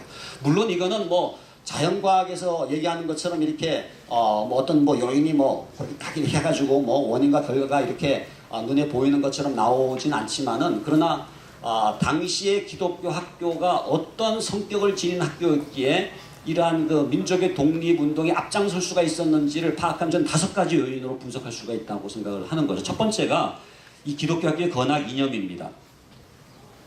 그러니까 선교사들이 세웠지만요, 절대 이 미션 스쿨이라 그래서 전도하는 것만 생각한 게 아니라 당시의 미션 스쿨들의 굉장히 중요한 건학 이념을 분석을 해보면은 기독교적 민족주의입니다. 그러니까 선교사님들이었지만은 한국인이 되게 하는 거를 중요하게 생각을 했어요. 그래서 이 선교사들이 세운 학교는 물론이고 그 다음에 한국 교회의 한국인들에 의해서 소위 자립적으로 이제 학교가 설립된 그 학교들은 너무나 분명합니다. 그러니까 교회가 왜 학교를 세웠느냐 하면 벌써 이렇게 일제 강점기가 시작되는 그 1900년을 넘어서면서 이제 급속도로 늘어나는데 그게 뭐냐 하면은 한국 교회가 민족 구국을 해야 되겠다라고 하는 거예요. 그러니까 여기에서 이 초창기 기독교 학교의 공공성을 볼 수가 있습니다. 그러니까 교회가 무슨 뭐 늘어난다든지 뭐 전도한다든지 그게 아니라 그거를 넘어서서 나라를 사랑하고 일제의 압제로부터 이 나라를 구하는 인재를 양성을 해야 되는데 그게 교회의 사명이라고 생각을 한 거예요. 그래서 시설은 열악하지만은 교회마다 이제 학교를 설립을 했던 거기 때문에 손인수 교수가 잘 요약을 하고 있는 것처럼 당시에 기독교 학교의 건화기념 기독교 민족주의 아까 우리 이덕주 교수님도 그런 그 표현을 사용을 하셨습니다만은 그 내용이 이제 적혀 있습니다. 그래서 그 페이지로는 64페이지 그 위에 보면은 이제 정리한 거 당시의 건화기념을 공통적으로 열거한다면 물론 이제 신앙 교육이 이제 들어갑니다만은 굉장히 중요하게 들어가는 것이 바로 자주적이며 독립정신이 투철한 한국인 양성 그리고 당시 기울어져가는 나라를 다시 일으킬 수 있는 민족 지도자 양성이라고 하는 건화기념을 가졌고 그 건화기념을 구현할 수 있는 학교였다는 거예요. 나중에 제가 이제 오늘날에 이제 문제점하고 연결해서 말씀을 드리겠습니다만은 그러니까 건화기념을 구현할 수 있는 학교가 되기 위해서 제일 중요한 건 자율성을 가져야 되는 거죠. 근데 그런 점에서 그 당시에는 일제가 통제하려고 했지만 그러나 자율성을 확보하면서 어떻게든지 건화기념에 근거한 교육을 할 수가 있었기 때문에 그러한 3.1운동의 저항정신이 만세운동으로 표출될 수가 있었다라고 하는 것이고요. 두 번째는 이 성경교과를 비롯한 신앙교육입니다. 그러니까 당시는 아예 그 과목명에 보면요 성경이 들어가 있어요. 종교 무슨 그게 기독교 이게 아니고 아예 성경 과목이 교과목으로 들어가 있습니다. 그래서 이 성경이야말로 이제 민족교육과 항일운동의 교과서다 이렇게 말씀을 드릴 수가 있거든요. 그래서 이스라엘 민족의 이러한 그 애굽의 압제에 시달리고 있는 그 출애굽기를 그대로 읽으면서 그대로 이 그 저항 정신을 교육을 했던 거예요. 그러니까 그렇기 때문에 이 3.1운동의 그 기독교 학교의 역할의 그 근저에는 생생한 성경을 가르쳤던 당시의 성경 교과목 그리고 예배는 물론이고 이러한 이 신앙 교육이 이제 중요한 역할을 이제 한 거죠. 그 중간 정도에 보면 선천의 신성학교의 맥균 교장이 직접 이제 성경을 가르쳤는데 다윗과 골리앗 이야기를 통해서 어떻게 했습니까? 일제가 골리앗이라는 거예요. 그러니까 이 골리앗을 싸워 이겨야 된다라고 하는 것을 성경을 통해서 가르치는 것이고 그 다음에 출애굽기는 뭡니까? 이스라엘 민족의 지도자 모세가 이집트에서 억압당하고 고통당한 이스라엘 민족을 해방시키는 출애굽 이야기가 바로 이게 항일운동의 그야말로 스토리가 되는 거죠. 그래서 밑에 내려오시면은요 이 성경 과목을 통해서 이제 이러한 그 스피릿 자체가 이 저항 정신이 바로 이 성경으로부터 온 거고 이게 이제 아까 우리 이덕주 교수님도 말씀하신 것처럼 1907년 평양 대붕 운동의 영향을 받아가지고 일종의 영적 운동으로 이해하는 거예요. 그러니까 3.1운동을 신앙 운동으로 이해를 해야 된다는 거예요. 상당 부분은. 그러니까 적어도 크리스찬들은 평양 대붕 운동의 연속선상에서 이런 그 성경적인 이러한 확신 속에서 신앙 고백적 운동으로 나타난 것이 3.1운동이었다라고 이제 보는 것이기 때문에 저는 이 3.1운동을 그런 어떤 영적이라 그럴까요? 어떤 그 신앙운동적인 맥락에서 이해하지 않는 한 그건 3.1운동을 정확하게 이해한 게 아닐 수 있다. 이제 그렇게 생각을 하는 것입니다. 세 번째는 기독교적 교과교육이거든요. 그러니까 그 당시에는 지금처럼 뭐 기독교 세계관 해가지고 뭐 교과목마다 기독교 세계관적인 뭐 교육과정 재구성을 통해서 가르친 것은 아니지만 어떤 점에서 더 강력하게 기독교적 교과교육이 있었어요. 국어는요, 성경 지문을 가지고 국어를 가르치기도 했고요. 우선 국어라고 하는 걸 가르치는 것 자체가 항일운동의 표시이었습니다. 그러니까 일본말을 가르쳐야 되는데 그게 아니라 철저하게 국어를 고집한 거예요. 국어를 가르치겠다. 왜? 국어 자체가 항일운동의 성격을 지닌 교육이었기 때문에 그렇게 한 거죠.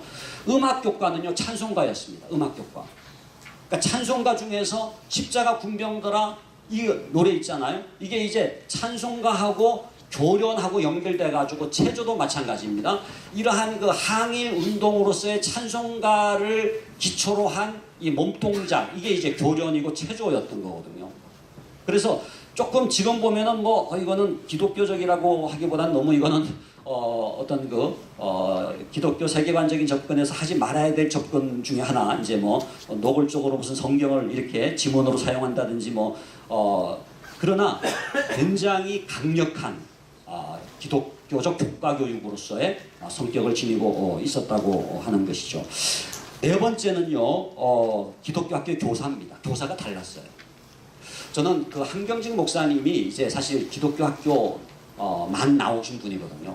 평안도 갈리에서 태어나가지고 그 진광소학교라고 이제 기독교 교회가 세운 자작교회라고 하는 조그만 교회입니다. 평안도 갈리의 조그만 교회가 그 자기 교회 하나 건설하기 어려운데 진광소학교라고 하는 그 진광이 참 진짜의 빛광자입니다. 진짜 빛된 교회, 빛된 학교다 해가지고 그 학교를 세워가지고 제가 놀란 거는 그 홍기도 선생이라고 진광소학교 선생님하고 우용진 전도사라고 그 자작교회 전도사가 한경직이라는 아이를 어느 학교에 보낼지 같이 상의를 합니다.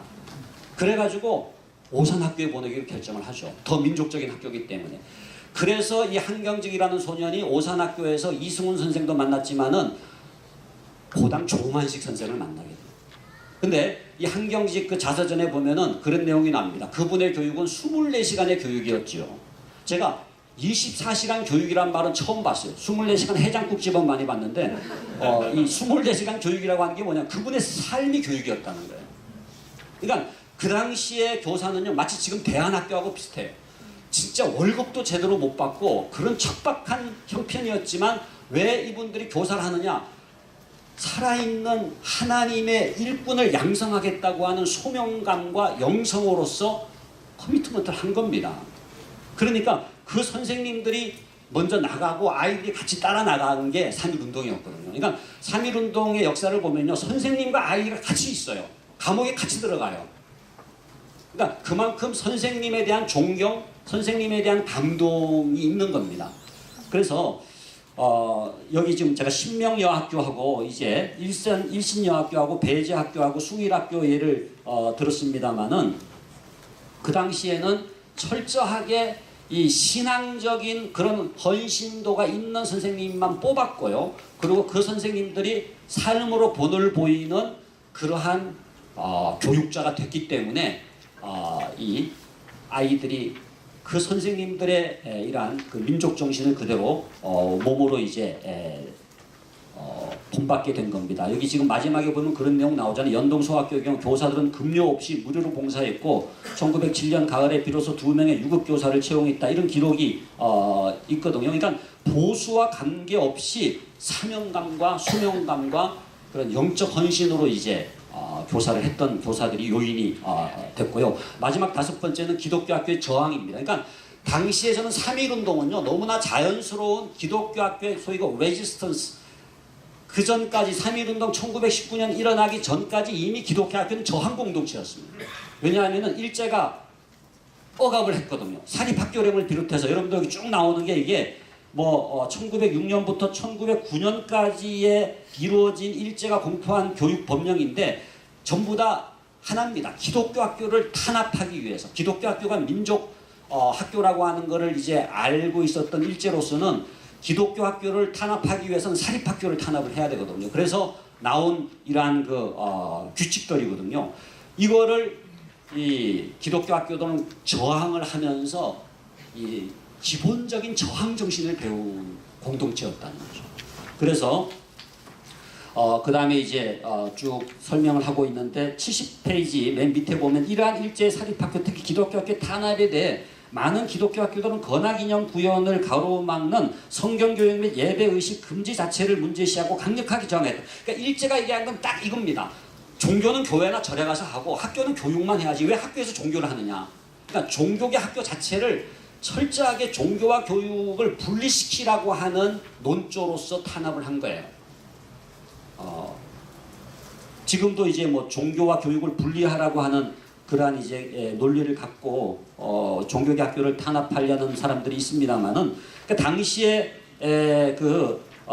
인가를 거부하고 잡종 학교로서 명맥을 유지하면서 건화기념을 지키겠다고 하는 학교들이 나왔죠.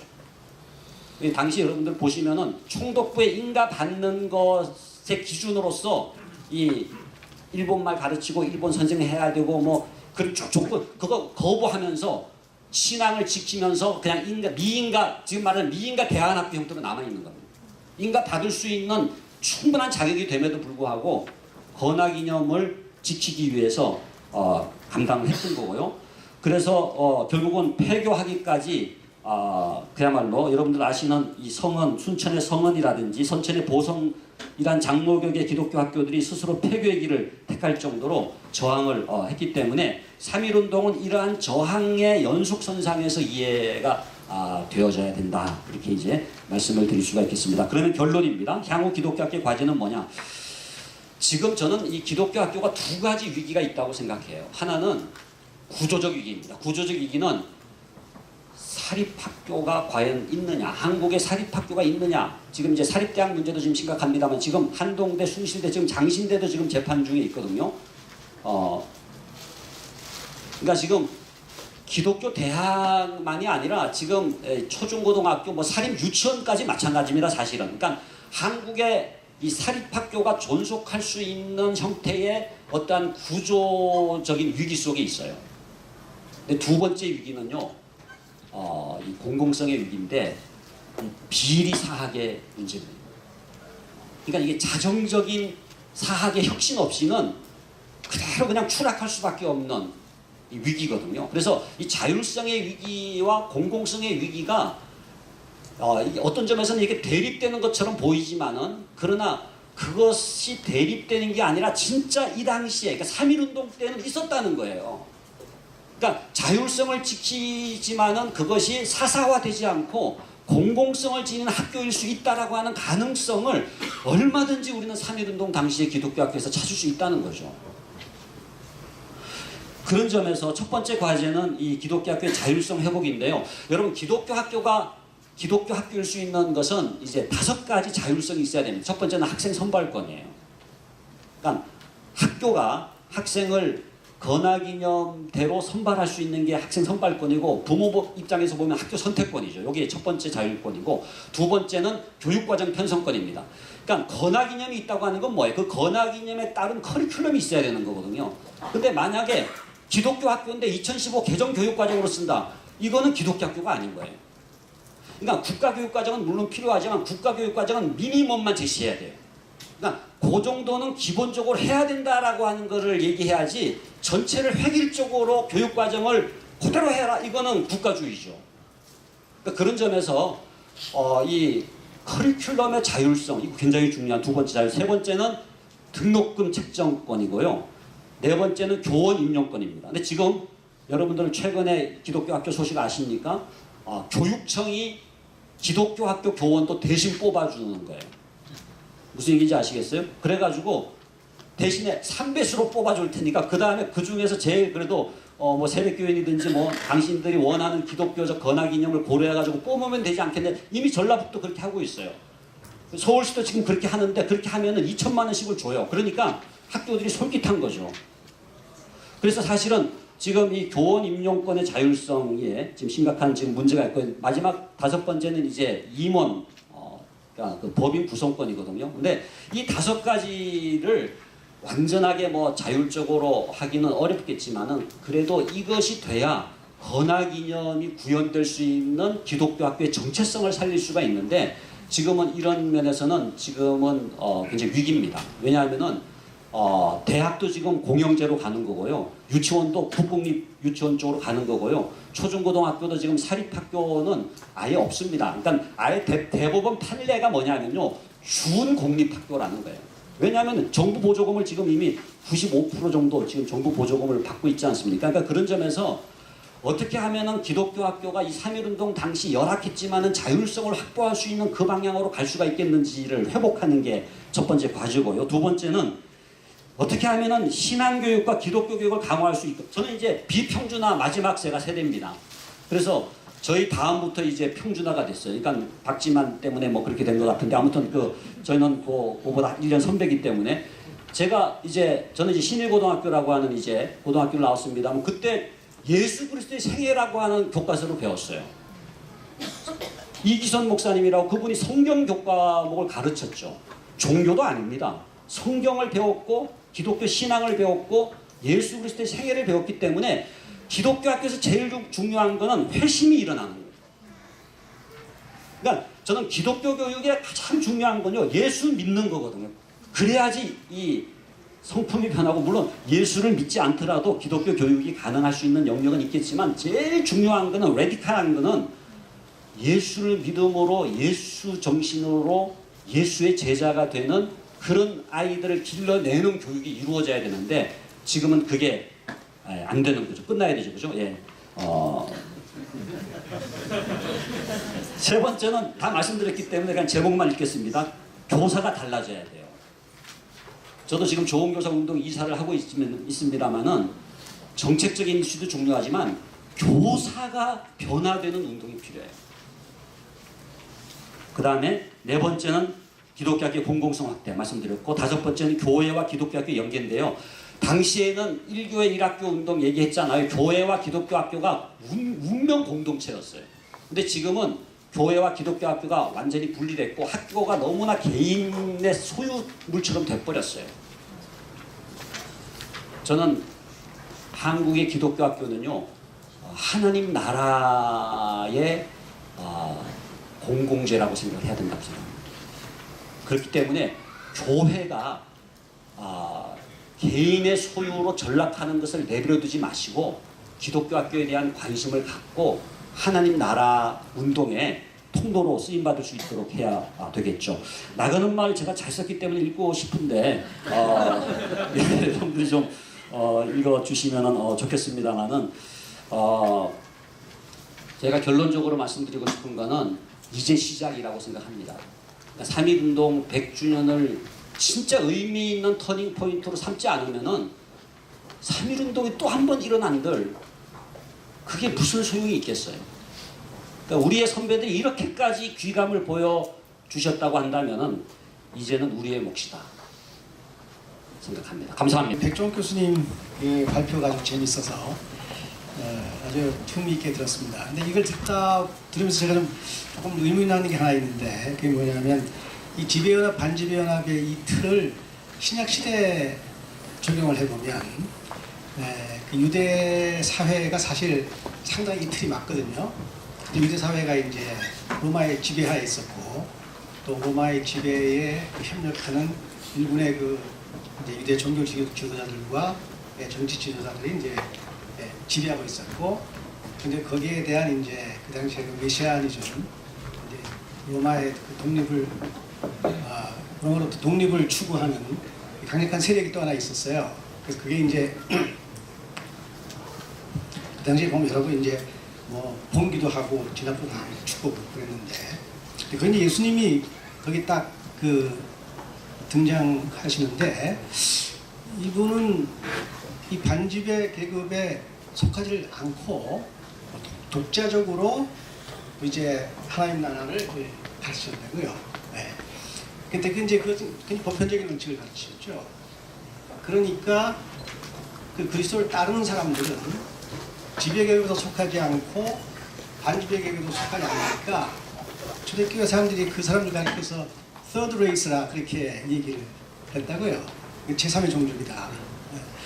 그러니까 저는 이제 이런 거를 놓고 보면 오늘날 지금 이 3.1운동 때 그때 한국에서 교회가 어떻게 했어야 되나 하는 생각도 좀 들고 또 예수님을 따르는 사람들이 이런 문제에 대해서 어떻게 봐야 되나 하는 이제 질문이 들더라고요. 예, 이상입니다. 예, 아주 흥미있는 포인트인데요. 사실 그 지배나 반지배나 그 관계의 문제는 이제 중첩적으로 나타난다 이렇게 표현을 합니다. 그러니까 내셔널 어떤 특정한 내셔널 커뮤니티 국가 공동체 안에 있어서 명확하게 국가기구를 장악하고 있는 지배연합과 그 국가기구 장악을 하고 있는 지배연합에 대해서 그것을 쟁탈하기 위해서 경쟁하고 있는 반지배연합으로 확실히 보입니다. 그런데 그것은 이제 아까도 말씀드렸듯이 그 2레벨 게임인데요. 내셔널 레벨에서는 그렇게 되지만 국제적인 차원에 있어서 또 이 지배연합과 반지배연합에 서로 연계하는 각종 국제적인 세력들이 존재를 합니다. 그래서 국제적인 차원에서 나오는 구조와 국내적 구조에서 나오는 구조가 서로 긴밀하게 사실은 이렇게 서로 교호하고 있는데 이것을 이제 보는 안목이 있어야 거시적인 이해가 가능하다. 이제 이렇게 하는 게 기본이고요. 지배연합, 반지배연합 구조가 중첩적이라고 하는 것은 예를 들어서 그 반지배연합 안에서도 반지배연합 공동체를 장악하고 있는 지배연합과 거기에 경쟁하고 있는 반지배연합으로 또 나눕니다. 그러니까 그런 관점에서 보면 제3이라는 말은 별로 그 설득력이 없습니다. 그 무슨 소리냐 그러면 반지배연합으로 나타난 세력들 중에 한 부분이 된 거지 제3의 세력이라는 건 그 자체가 이 구도에서는 의미가 없다. 예수님도 보면 지금 그 유대 지역 식민지를 장악하고 있던 로마의 지배연합하고 거기에 때로는 협력하고 때로는 거부하면서 그 존재하고 있는 반지배연합으로 내셔널 레벨에서는 명확하게 나눠지는데 그 반지배연합의 구도하에서 예수님이 주도하신 메시아니즘의 세력이 갑자기 나타나는 거죠. 뭐 갑자기는 아닙니다. 그 전에도 있었고 이제 성경에도 뭐 유다도 스스로 일어났더니 뭐 조금 이렇게 설명을 하고 있습니다만 그런 점에서 본다면 지금 지배연합, 반지배연합 그리고 그 각 연합들이 활동하고 있는 대중적인 기반을 그림으로 놓고 보시는 게 좋고 이게 그 반지배연합 안에서 또 다른 세력이 발전했다고 해서 그걸 제3의 세력이라고 얘기할 필요는 없지 않는가. 아니 그러니까 이제 이거 자체가 하나의 경쟁 과정에 있어서의 새로운 컨셉이죠. 이게 제3이다. 우리는 완전히 중립적이다고 주장을 하고 싶은 것이 새로 일어나는 세력들의 주장입니다. 원래 지금 이 구조 내에서의 이야기는 그렇게 설명을 드리도록 하겠습니다.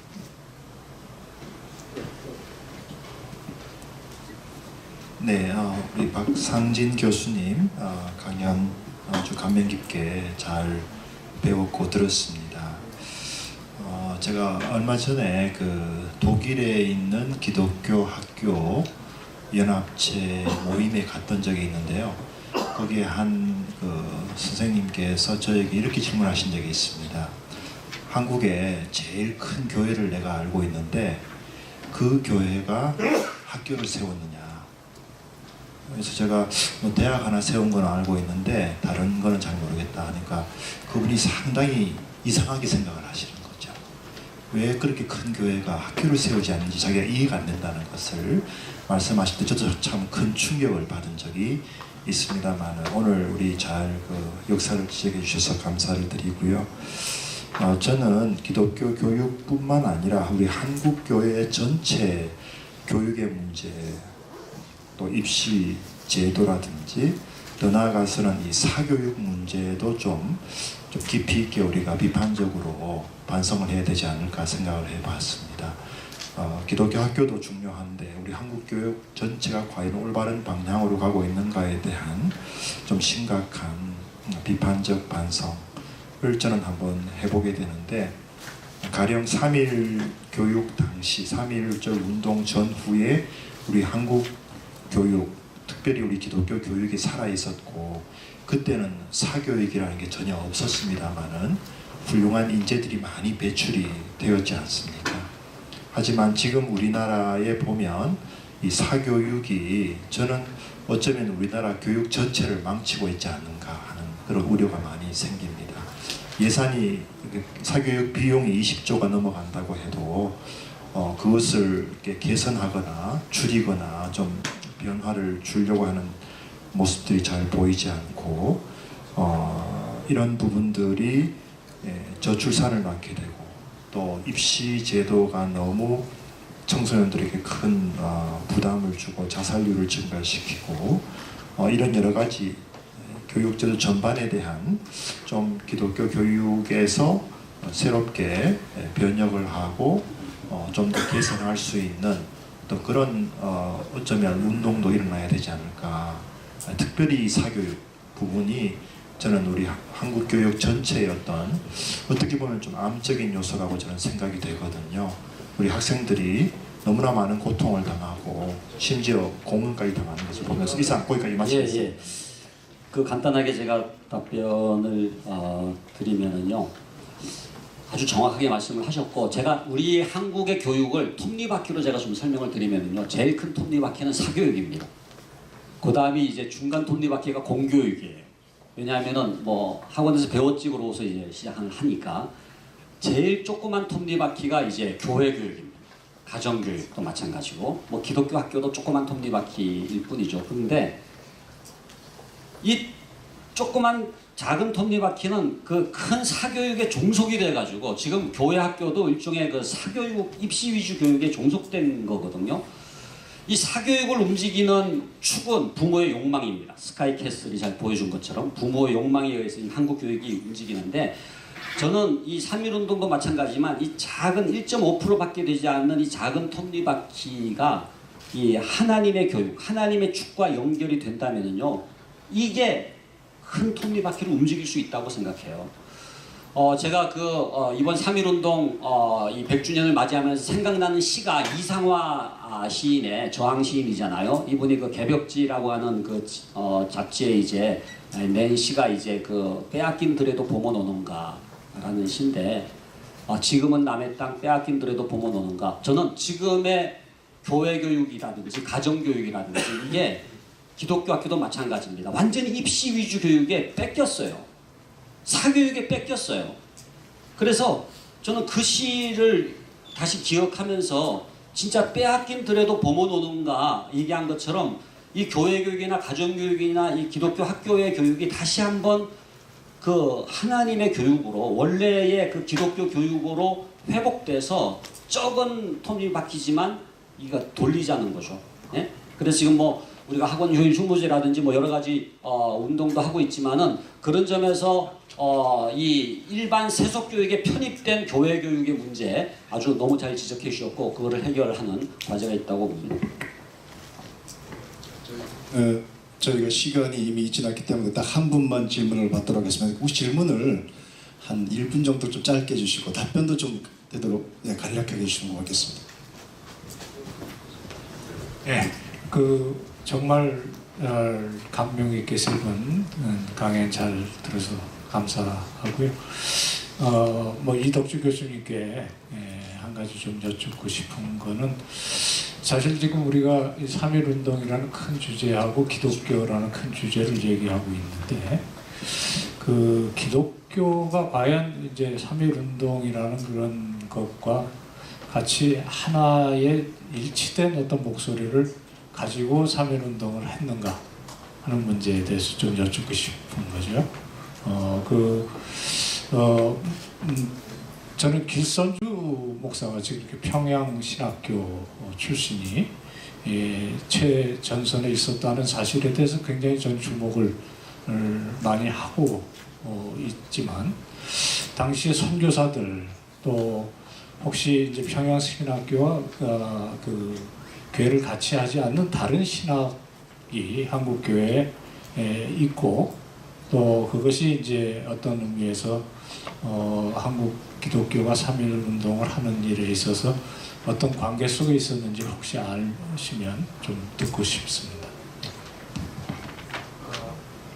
일단 3.1운동 당시에 민족대표로 참여했던 분들뿐만 아니라 그 체포돼서 검사나 재판정에서 진술한 분들의 진술 신문조서를 보면은 이분들은 독립에 대한 분명한 목적의식, 그러면서 또한 동시에 기독교인으로서의 정체성을 가지면서 왜 내가 이 운동에 참여했는지 그런 부분들은 분명히 확인이 되고 있어요. 뭐 선교사들은 그럼 뭘 했는가 이 부분에 대해서도 물론 모우리 선교사님이라든지 그리어선 선교사님 이런 분들은 이제 독립운동가들을 숨겨주고 또 지지해주고 또 그 때문에 이제 뭐 체포도 되고 하는 그런 부분들이 있지만 대다수는 침묵하거나 아니면 거리를 두었죠. 저는 이 부분에 있어서는요 기독교가 2.5%가 밖에 안 됐다는 건 자꾸만 이제 그 부분에서 소수라고 하는 말인데 어쨌든 역사의 전환기에는 새 역사를 이루어가는 건 크리에이티브 마이너리티입니다. 그렇기 때문에 그 시대를 읽고 다중의 흐름에 영합하기보다는 그 시대에 우리 크리스찬으로서 한국 크리스찬으로서 뭐 어떤 목소리를 내고 어떻게 행동해야 되느냐 이런 부분에 있어서는 진짜 이분들은 마이너리티죠. 총회장 없었어요. 감리교역 감리사도 없었어요. 노회장도 없었어요. 그렇기 때문에 새 역사를 만들어갈 때는 항상 크리에이티브 마이너리티지 다중은 아니죠. 마지막으로 한 분만 죄송합니다. 저 아까 이야기 드린 것 같습니다. 죄송합니다. 제가 우리 박 교수님이나 이 교수님의 귀한 은혜를 받았고 우리 백 교수님한테는 제가 이제 멀리 진주에서 오셨는데 제가 오시는 것에 대한 걸 진주가 더 멀 것 같습니다. 서로보다는 질문을 해드림으로 또 이렇게 의미를 또 보람을 느낄 수 있으면 좋겠다 생각이 듭니다. 짧게 말씀드리면 이제 아까 말씀드린 데 가운데 예를 들면 이제 민족주의에 대한 말씀을 이렇게 연결되어져서 오늘날의 이제 성조기를 드는 것에 대한 것들과 대비되어 같이 함께 비해 말씀을 드렸는데 예를 들면 에레미야에서 나오는 에레미야가 너희가 포로로 잡혀가는 바벨론 땅에 들어가서 바벨론을 위해서 그 땅을 축복할 것을 얘기합니다.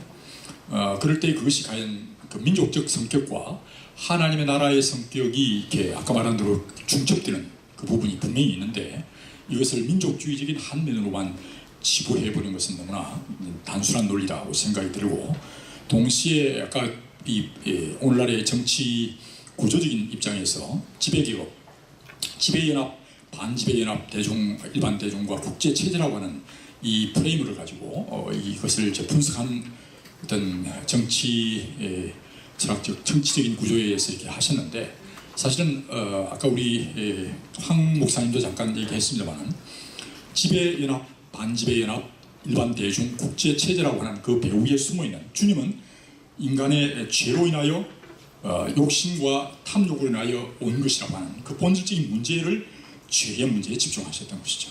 그러면 오늘 여기에 말하는 지배연합, 반지배연합, 일반 대중이든 국제체제든 간에 그들의 본질적인 문제는 욕심이 인탄지 죄를 낳고 죄가 장성하여 사망을 낳는다고 하는 이것이 하나님 나라의 반역된 부분이라고 하는 것을 지적하고 있는 것인데 이런 어떻게 보면 그 국제체제라고 하는 부분보다는 오히려 해번이 하늘나라의 체제로서 이것이 들어와야 될 문제를 너무나 사회과학적, 정치적인, 철학적으로 이렇게 비평함으로 전체 이 3.1 운동에 대한 사실 1907년 평양 대부흥으로 인해서 1919년에 이 놀라운 일들이 일어났고 그것이 엄청난 연합을 이루게 된 가장 중요한 동인 중에 하나가 부흥운동이었다고 생각합니다. 그것은 곧 회개운동부터 있고 인간의 마음의 탐욕의 문제로 지적되었던 것인데 그 부분이 관과되지 않았나 하는 어떤 걱정이 되고 그 부분에 대해서 잠깐 좀 말씀해 주시면 좋겠습니다. 고맙습니다.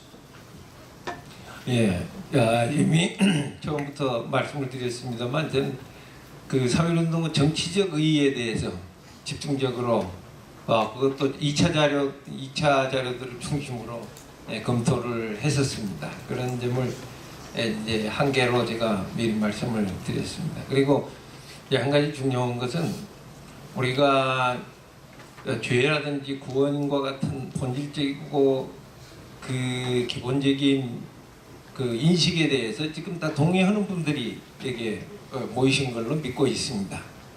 그러니까 그 부분에 대해서 다른 해석을 한다 그러면 또 다른 단체를 아마 가야 될 것으로 보이죠. 그런데 중요한 것은 같은 신앙을 가졌지만 구체적이고 실천적인 분야에서는 다른 해석들을 제공할 수가 있다는 점이죠. 그래서 그 다른 해석들을 제공했을 때 어떤 종류의 해석을 우리가 선택할 것이냐 하는 문제가 있지 않겠습니까?